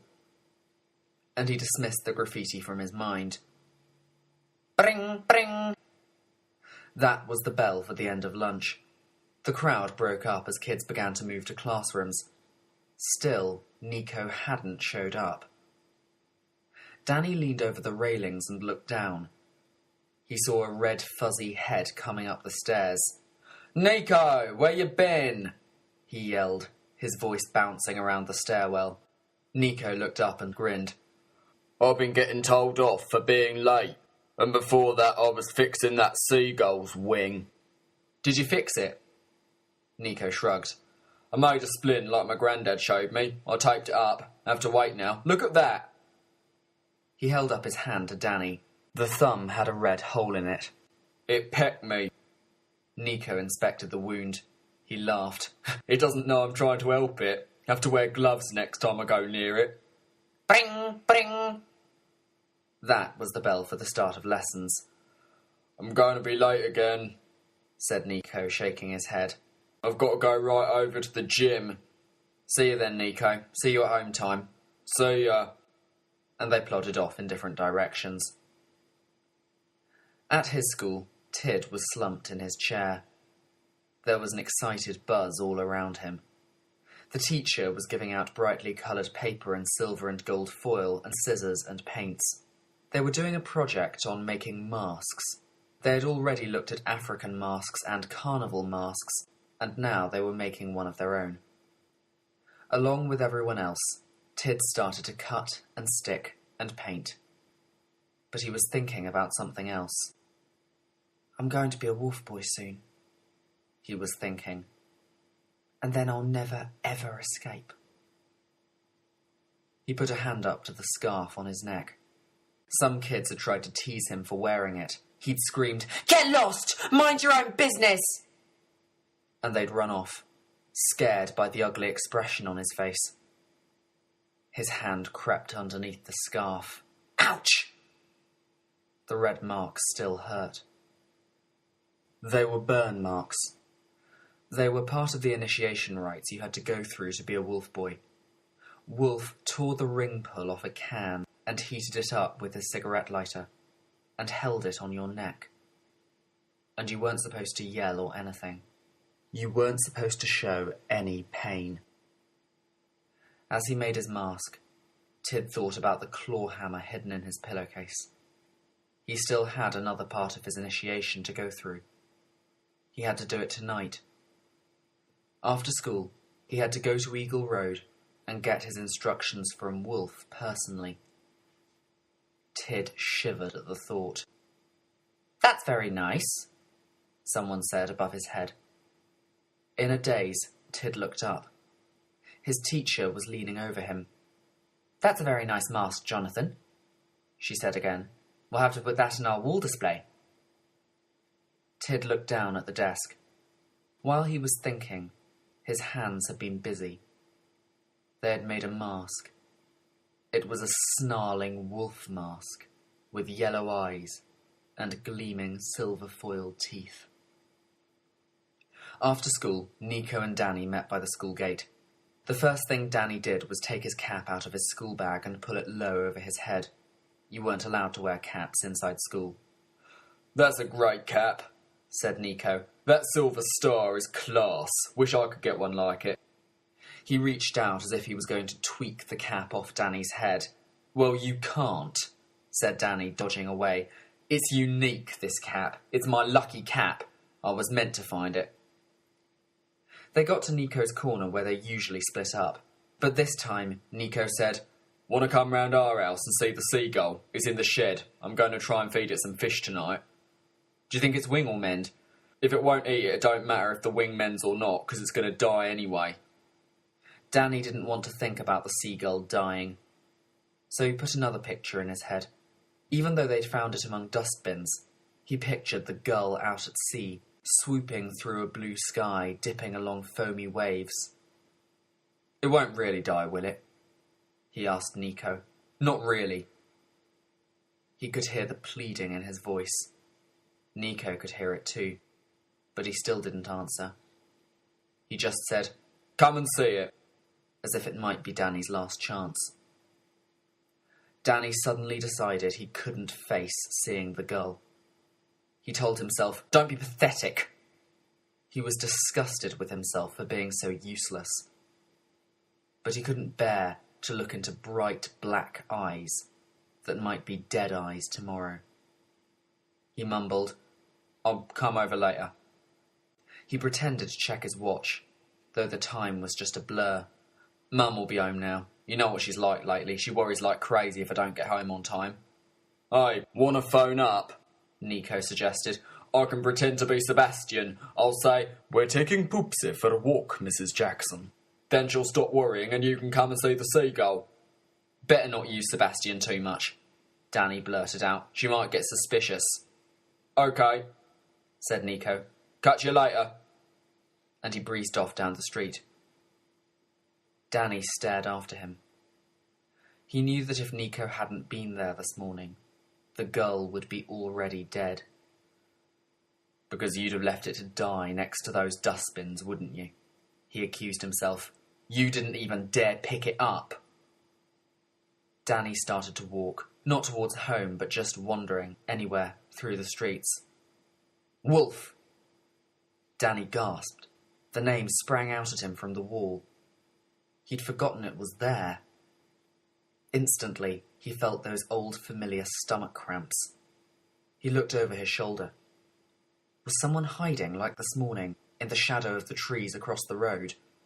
"For heaven's sake," he lectured himself. "He's a story, remember? A little kid's story." Wolf didn't exist anymore. He'd been wiped off the computer. He didn't even exist in cyberspace. "So how come you're still behaving like he's real?" Danny asked himself in his most sneery voice. He was double disgusted with himself. First he was scared of a dying seagull, and now Tid's bogeyman. "Stop creeping about!"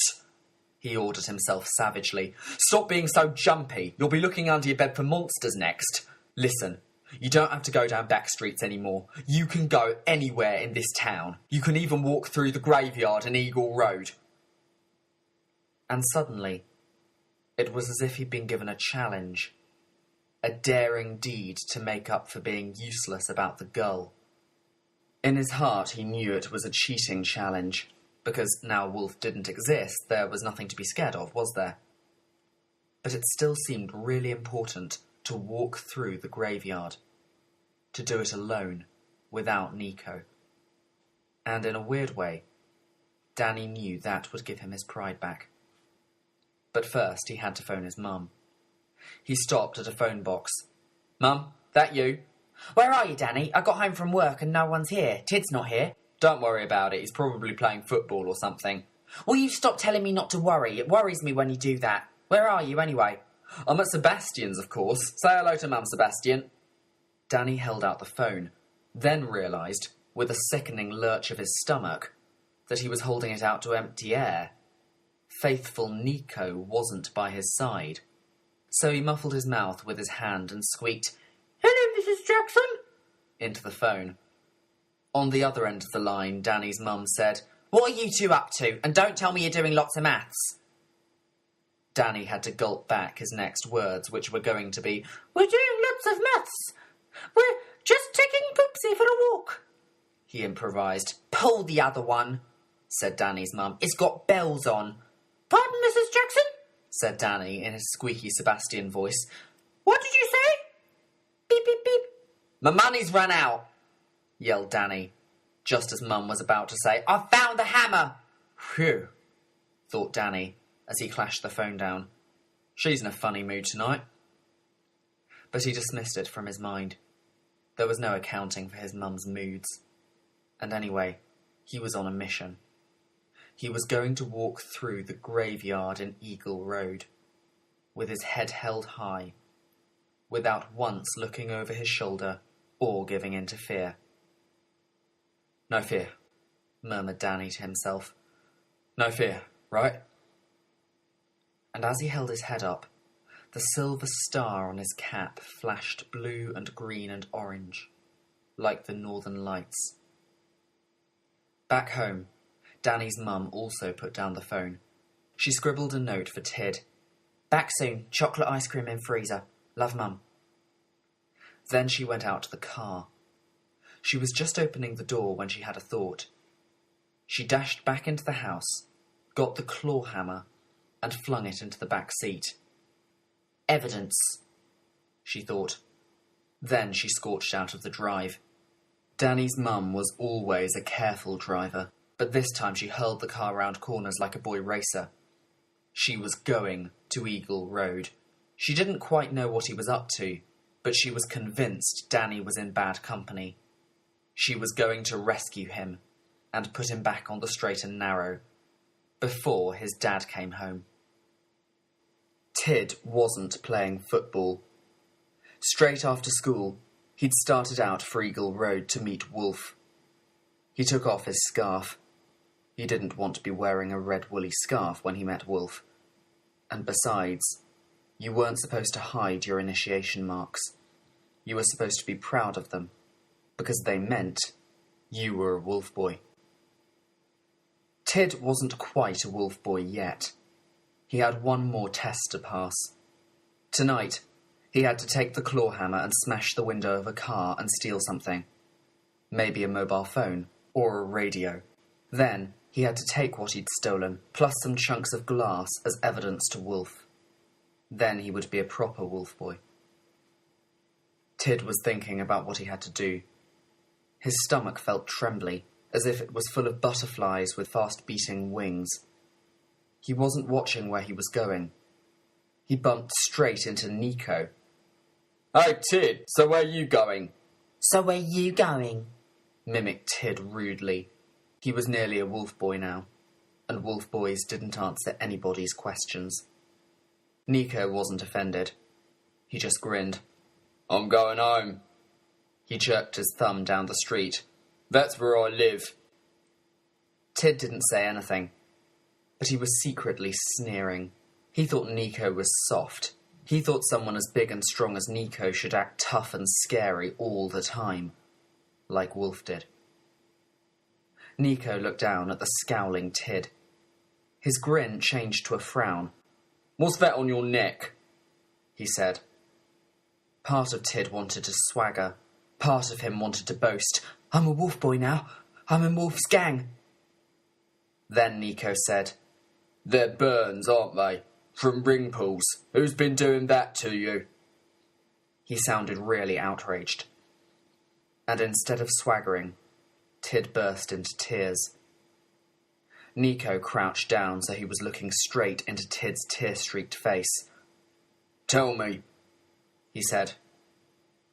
But Tid couldn't stop crying. Violent sobs were shaking his skinny body. For weeks now, he'd been scared to death. It had all started so casually. Someone he'd met playing football, a bigger boy, had taken him along to Eagle Road, and he'd run errands for the Wolf Boys. He'd been pleased to do it.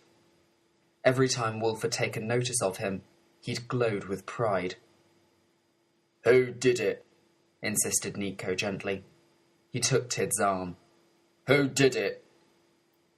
Tid tried to fling the arm away. Get off! Get off! Get off! He screamed. None of your bloody business!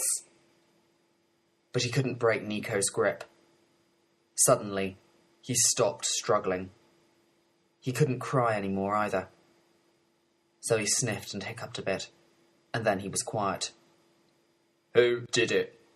asked Nico patiently. "I'm not going to let you go until you tell me." I gotta go and meet Wolf!" cried Tid frantically. Nico looked really startled. "You mean Wolf is real?" he asked Tid. "You're talking about the wolf who's after Danny? He's a real person. I thought you made him up." Course he's real! cried Tid, squirming in Nico's grasp. He's real as you or me, and I'm one of his wolf boys, and if you don't let me go, he'll beat you up. He'll kill you! "And did this creep burn your neck with ring pulls?" Tid stopped fighting. He started crying again. He couldn't help it. It was such a huge relief that someone knew what was happening to him. His mum didn't know. She was too worried about Danny. His dad was far away in another country. And it was no use asking Danny. Danny was top of Wolf's hit list. Nico let go of Tid to scratch his head. It was hard to know what to make of all this. He still wasn't 100% sure that Wolf existed. It struck him that Tid might be playing some kind of private fantasy game, that he might even have made those marks himself. Tid didn't run when Nico let him go. He just slumped against a wall. And he found himself telling Nico his deepest fears, things he hadn't told anyone since he first went to Eagle Road. I got into his gang, see, and at first I thought it was great. Then I heard things about what they was doing. Bad things. They was robbing cars and houses and all sorts of other stuff that I can't tell you. I was dead scared, but by then I knew too much, and Wolf said a wolf boy never leaves the gang, he's in it for life. But I wanted to leave. It was scary. They made me do things I didn't want to do. Then I heard they was after Danny, and I didn't dare say I was his brother, and I was scared in case they found out, and...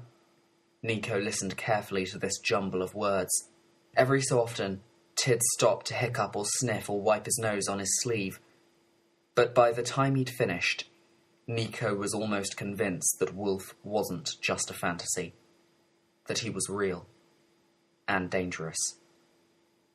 And I gotta steal some stuff tonight, said Tid in a whisper. I gotta break into a car. Who says so? Wolf says so. He gave me his own personal hammer to do it with. Where is it?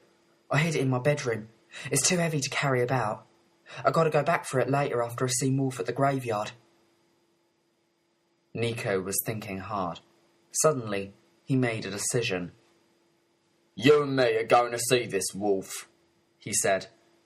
Tid got frantic again. He was almost mad with panic. No, you can't, he cried. He's tougher than you. There's nothing you can do. Nothing anyone can do. I can't escape. I'm nearly a wolf boy now.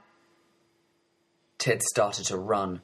Nico tried to stop him, but Tid twisted away and went herring down the street.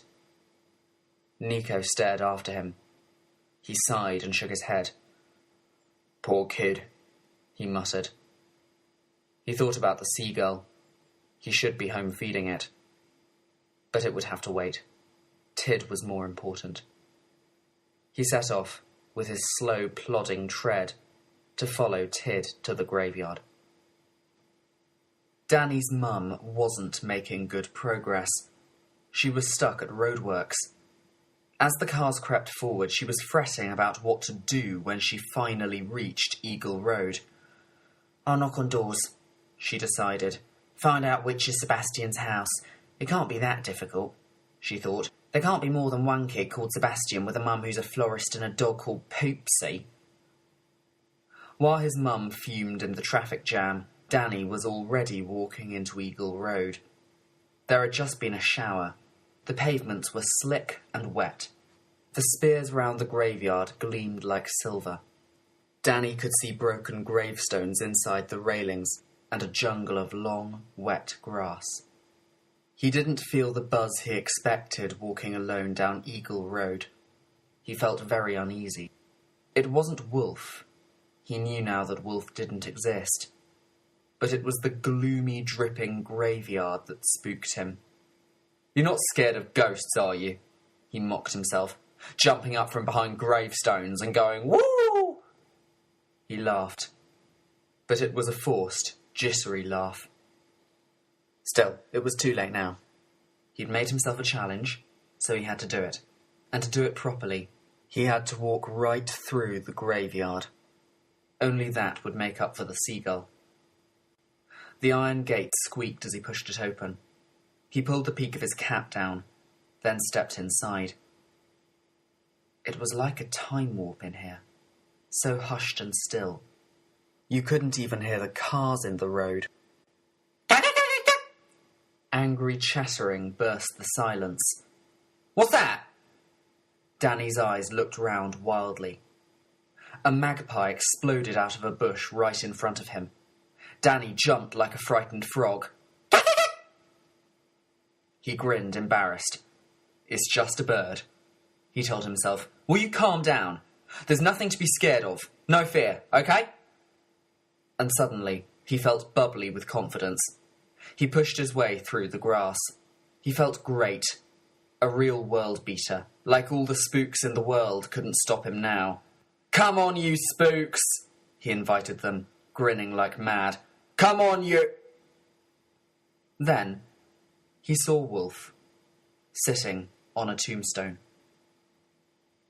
For a few seconds, there was a great black hole in Danny's mind, and he could feel himself plunging down it. He could hear himself yelling, "Ah!" But no sound came out of his lips. "You got my cap on," said Wolf. Danny opened his mouth. Still no words came out. His brain had collapsed into whirling confusion. His legs folded up.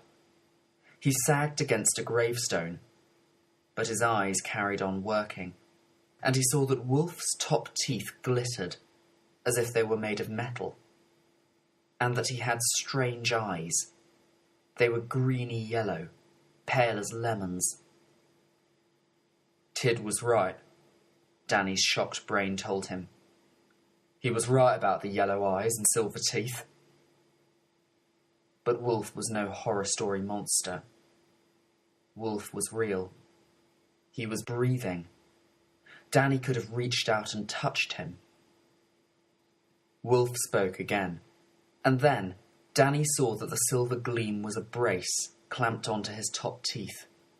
That should have made Wolf less scary, but somehow it didn't.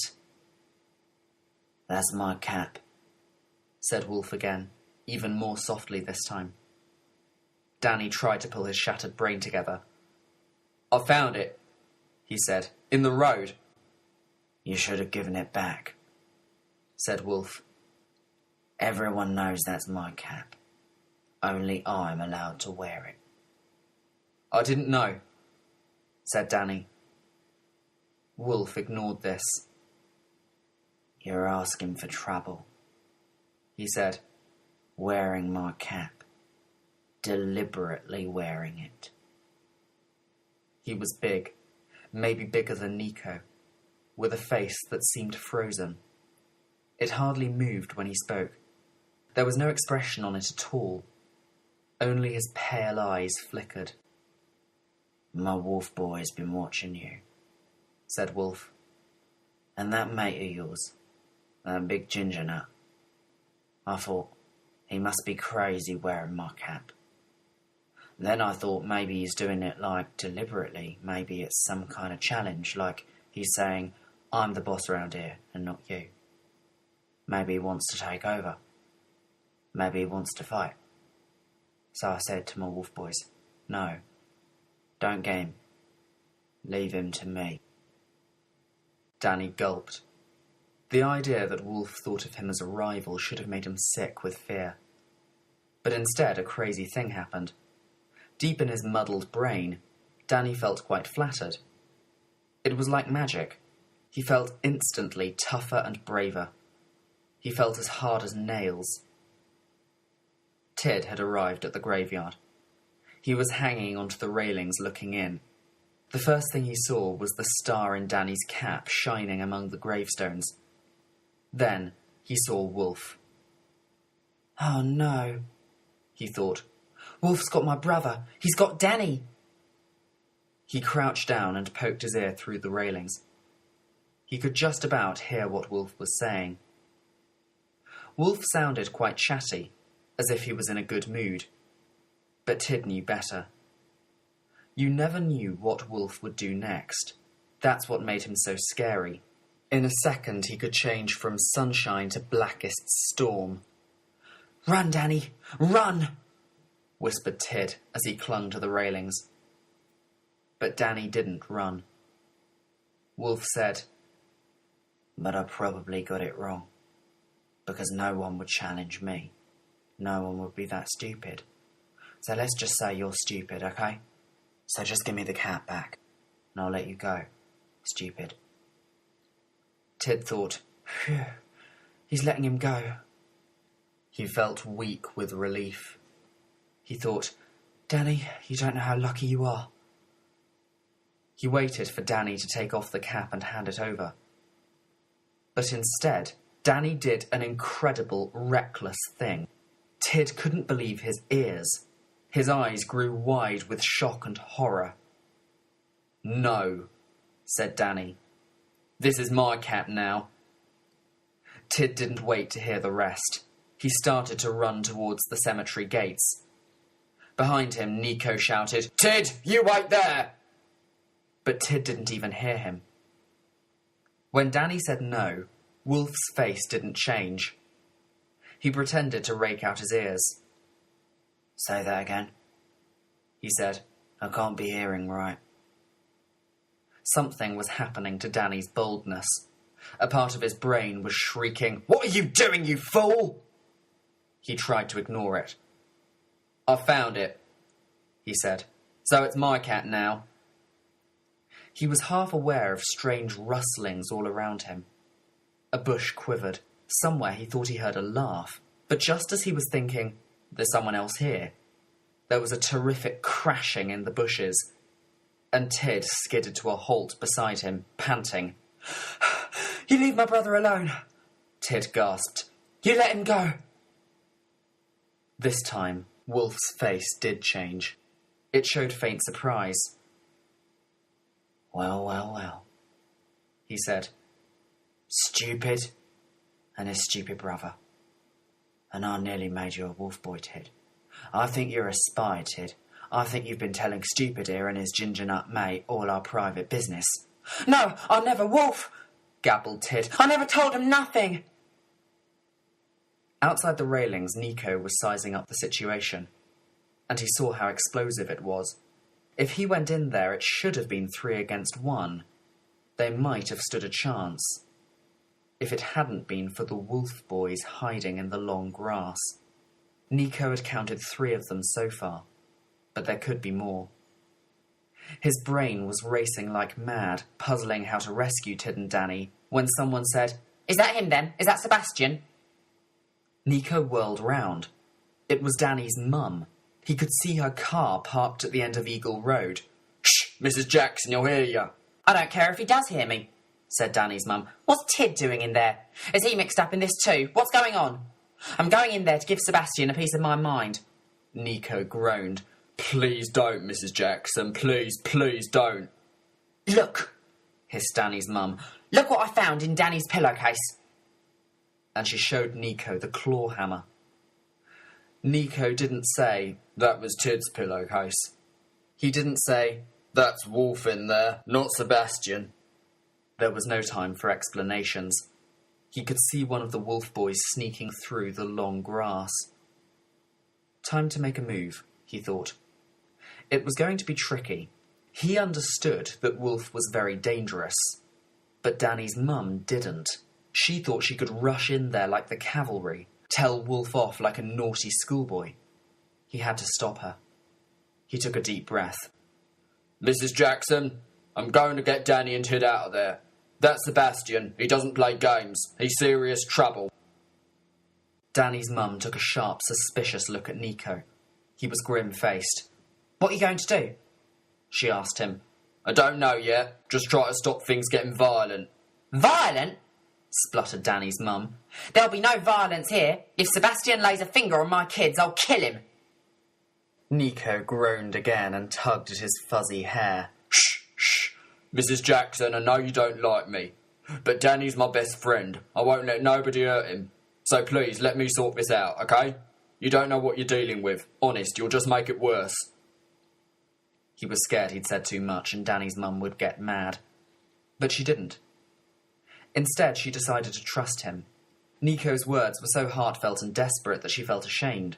She even started to say, "Look, Nico, it's not true I don't like you." Suddenly, Wolf's voice roared out from inside the graveyard. "Give me that hammer," said Nico urgently. Danny's mum hesitated. "It's all right," said Nico. "I'm not going to hurt no one with it." Danny's mum handed it over. "Catch you later, Mrs. Jackson," Nico said. He hid the claw hammer under his coat, then walked through the cemetery gates. Nico walked through the gravestones and long grass. He was aware of the wolf boys around him. They weren't hidden anymore. They were out in the open now, watching the show. But he wasn't interested in them. They would only do what Wolf told them to do. He was near enough now to hear what Wolf was saying. "Don't you know who I am?" he was saying to Danny. "You a retard or something?" One of the Wolf boys sniggered. "If Wolf asks you to do something, you do it," said Wolf. Nico knew that Wolf could get his cap back. He could take it off Danny any time he liked. But he was having fun, playing with Danny and Tid like a cat plays with a bird, making them wait to find out what he was going to do with them. "Your last chance," said Wolf, drumming his big boots on the tombstone. "Give it back." He was getting bored now. "Or else I'll have to give you a good kicking." "No," said Danny.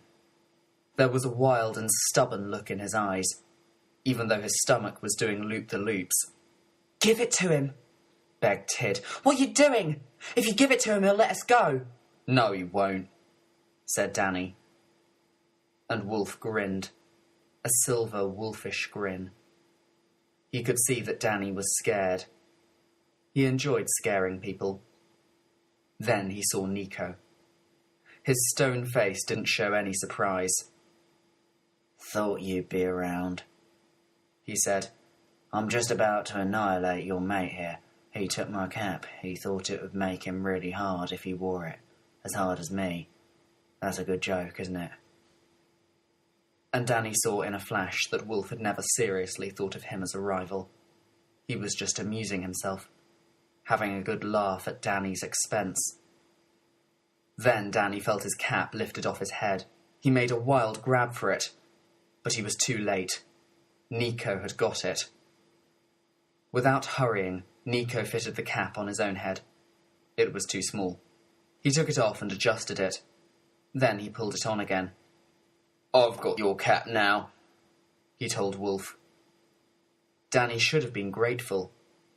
Wolf's eyes were on Nico, not on him. Wolf would have to fight Nico now.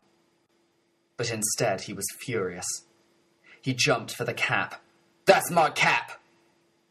But Nico ducked out the way. As he did, his coat flapped open and Wolf saw the claw hammer tucked inside his belt. Nico didn't once look at Danny. It was as if Danny wasn't there. He kept his eyes on Wolf. "Let them go," he said to Wolf, "and tell your wolf boys to keep off." Wolf pulled on his ear, as if he was thinking about this. He made them wait and wait. Then he gave a quick shrug. "Okay," he said to Nico, "but you stay here." "Get lost," said Nico to Danny and Tid. He still didn't look at them. "No," said Danny. "Please," begged Nico. "I'll be all right." Wolf grinned his cruel silver grin. "Get lost," he said, "or I'll set my wolf boys on you." Tid tugged at Danny's arm. Danny looked down. Tid's face was white and terrified, and Danny knew that he didn't have a choice. He had to get Tid to safety. "Then I'll come back," he told himself, "and that's a promise." He looked up at Nico. Nico still wouldn't meet his eyes. Wolf drummed his boots on the tombstone. He was waiting for them to go. He wasn't interested in them anymore. This was between him and Nico. Danny took Tid's arm and led him stumbling towards the cemetery gates. Nico waited until they were out of hearing. Then he shrugged. "They're not worth it," he told Wolf. "They're not worth the effort. They're not in your league. They're not anywhere near it. Just forget about them." Wolf knew his wolf boys were watching him to see what he would do. "Maybe you're right," he said to Nico, his voice deliberately cool. He didn't want to fight Nico for his cap. He wasn't sure if he would win. And Nico saw it, the uncertainty in Wolf's eyes. "Have your cap back," he said to Wolf. "Doesn't suit me anyway." He took off the cap and held it out to Wolf. Wolf glanced at it, but he didn't take it.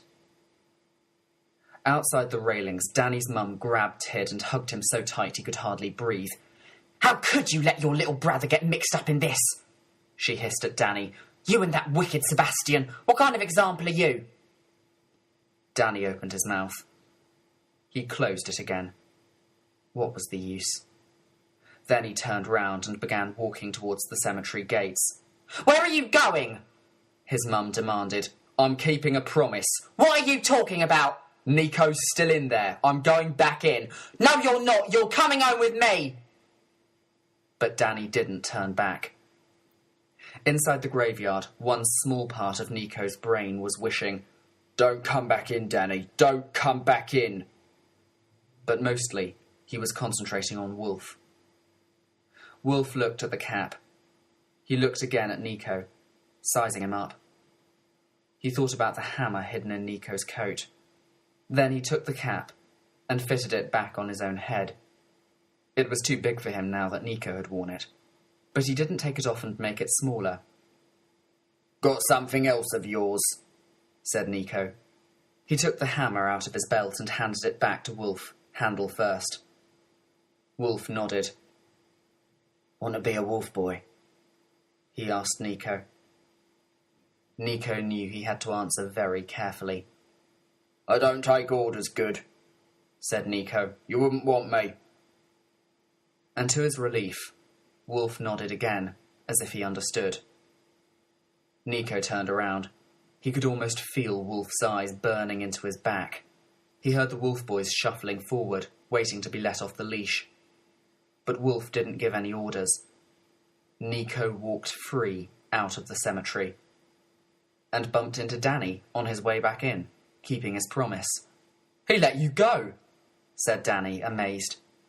He peered back into the cemetery. "It's all right," said Nico.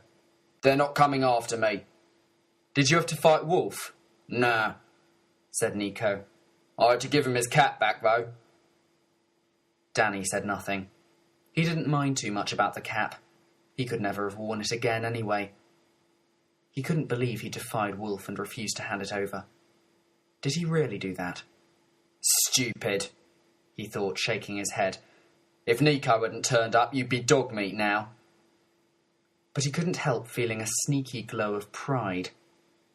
Tid came running up. "Wolf is scary, isn't he, Nico?" "He's a scumbag," said Nico. Then he said, "But we better get away from here, in case he changes his mind about letting us go." "Mum's got the car," said Danny. Nico peered uneasily up the road to where Danny's mum was waiting. "Think I'll walk," he said. "I'll walk with you then," said Danny. As they were trudging down Eagle Road, Danny's mum pulled up beside them in the car. She rolled the window down. "Get in," she said. Nico began walking off on his own, but Danny's mum said, "You too, Nico. I'll give you a lift." "I'm all right." "Get in, please." In the car, no one spoke. Tid was breathing easy for the first time in weeks, but the burn marks on his neck were still sore. He reached up a hand to pat them. He wouldn't forget Wolf for a long, long time. Maybe never. Nico was thinking about the seagull, wondering if it had survived the day. Danny was thinking about the same thing. He whispered, "Can I come and see that seagull?" Danny's mum heard them whispering. "Danny," she said, "I don't know what's been going on, but you've got to promise me never ever to see Sebastian again. Can you promise me that?" "Absolutely," said Danny, raising his eyebrows at Nico. "Far as I'm concerned, Sebastian doesn't exist." "Good," sighed Mum as she turned out of Eagle Road. Danny was sick of Sebastian anyway, sick of lying about who was his real friend. Every time he did it, it seemed like a betrayal of Nico. He didn't want to do that anymore, even if it caused big trouble with his mum. But then, Mum said a surprising thing. She said, "Nico can have his tea at our house if he likes." It was Nico's turn to raise his eyebrows. "You sure, Mrs. Jackson?" Nico had never been asked to stay for tea at anyone's house. "So what do you like to eat?" inquired Danny's mum. "What, me?" said Nico. You don't have to worry about me, Mrs. Jackson. I'm not fussy. I'll eat anything, just anything. Nico, said Danny's mum, you can come to tea any time you like. It was the first day of the summer holidays. Danny, Nico and Tid were at the council rubbish tip. They stood looking in through the wire.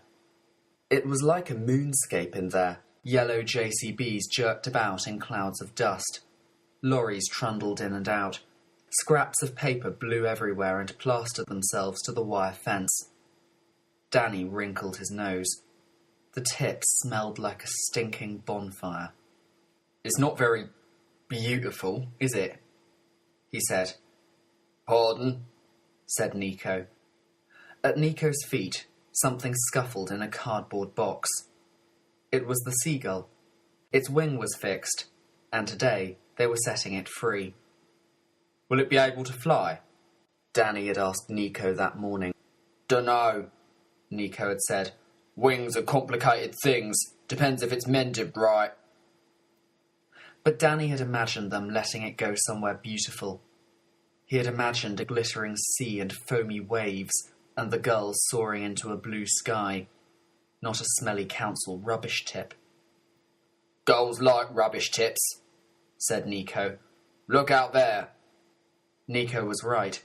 Snowstorms of squawking gulls followed every JCB and lorry. "That's where all its friends are," said Tid. Nico pulled on some old leather gloves. He opened up the cardboard box. The gull was no longer a sad bundle of feathers. As soon as Nico lifted the lid, it poked its yellow hatchet beak out of the gap. "Ouch!" said Nico, as it tried to peck his wrist. "You could keep it as a pet," said Tid. "No way," said Nico. "It's a wild creature. It wants to be set free. Besides, it's got some very nasty habits.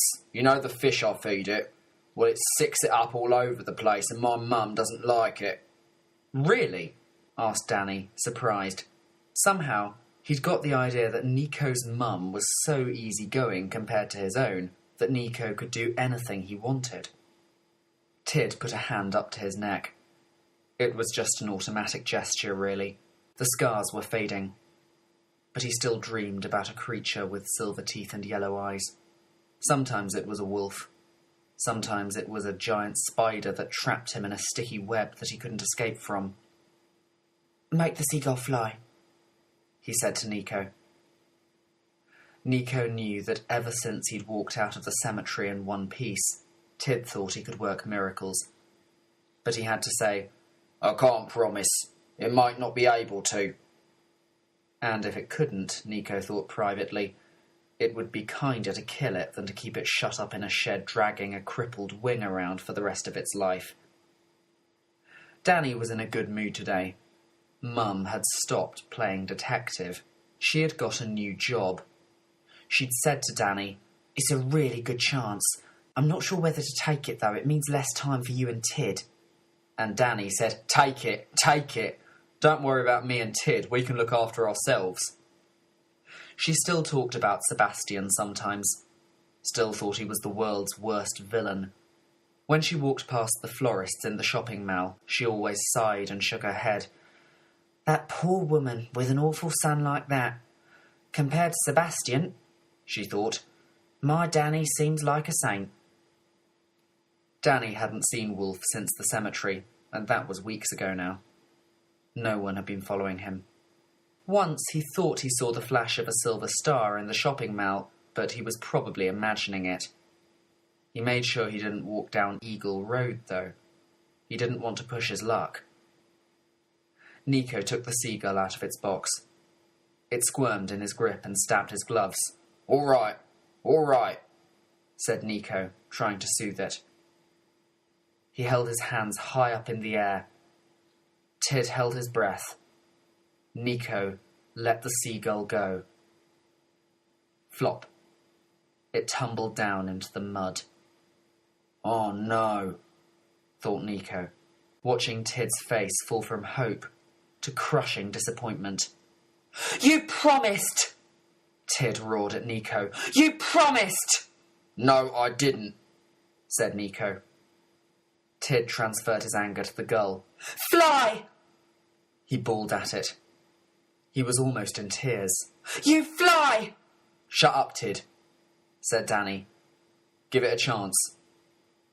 The gull flexed its stiff wings. It hopped and fluttered. Then, suddenly, it took off. It's flying! It's flying! Cried Tid, dancing around and pointing. Look at that! The gull soared around the fence like a giant white butterfly. Danny didn't dance around. That was too uncool. That was for little brothers. But his face was one huge grin. Whew, thought Nico. He was more surprised than they were. He knew that sick, wild creatures often die on you. You thought you knew how to save them, but you didn't. Gulls are tough, he told Tid as they watched it flap over the rubbish tip.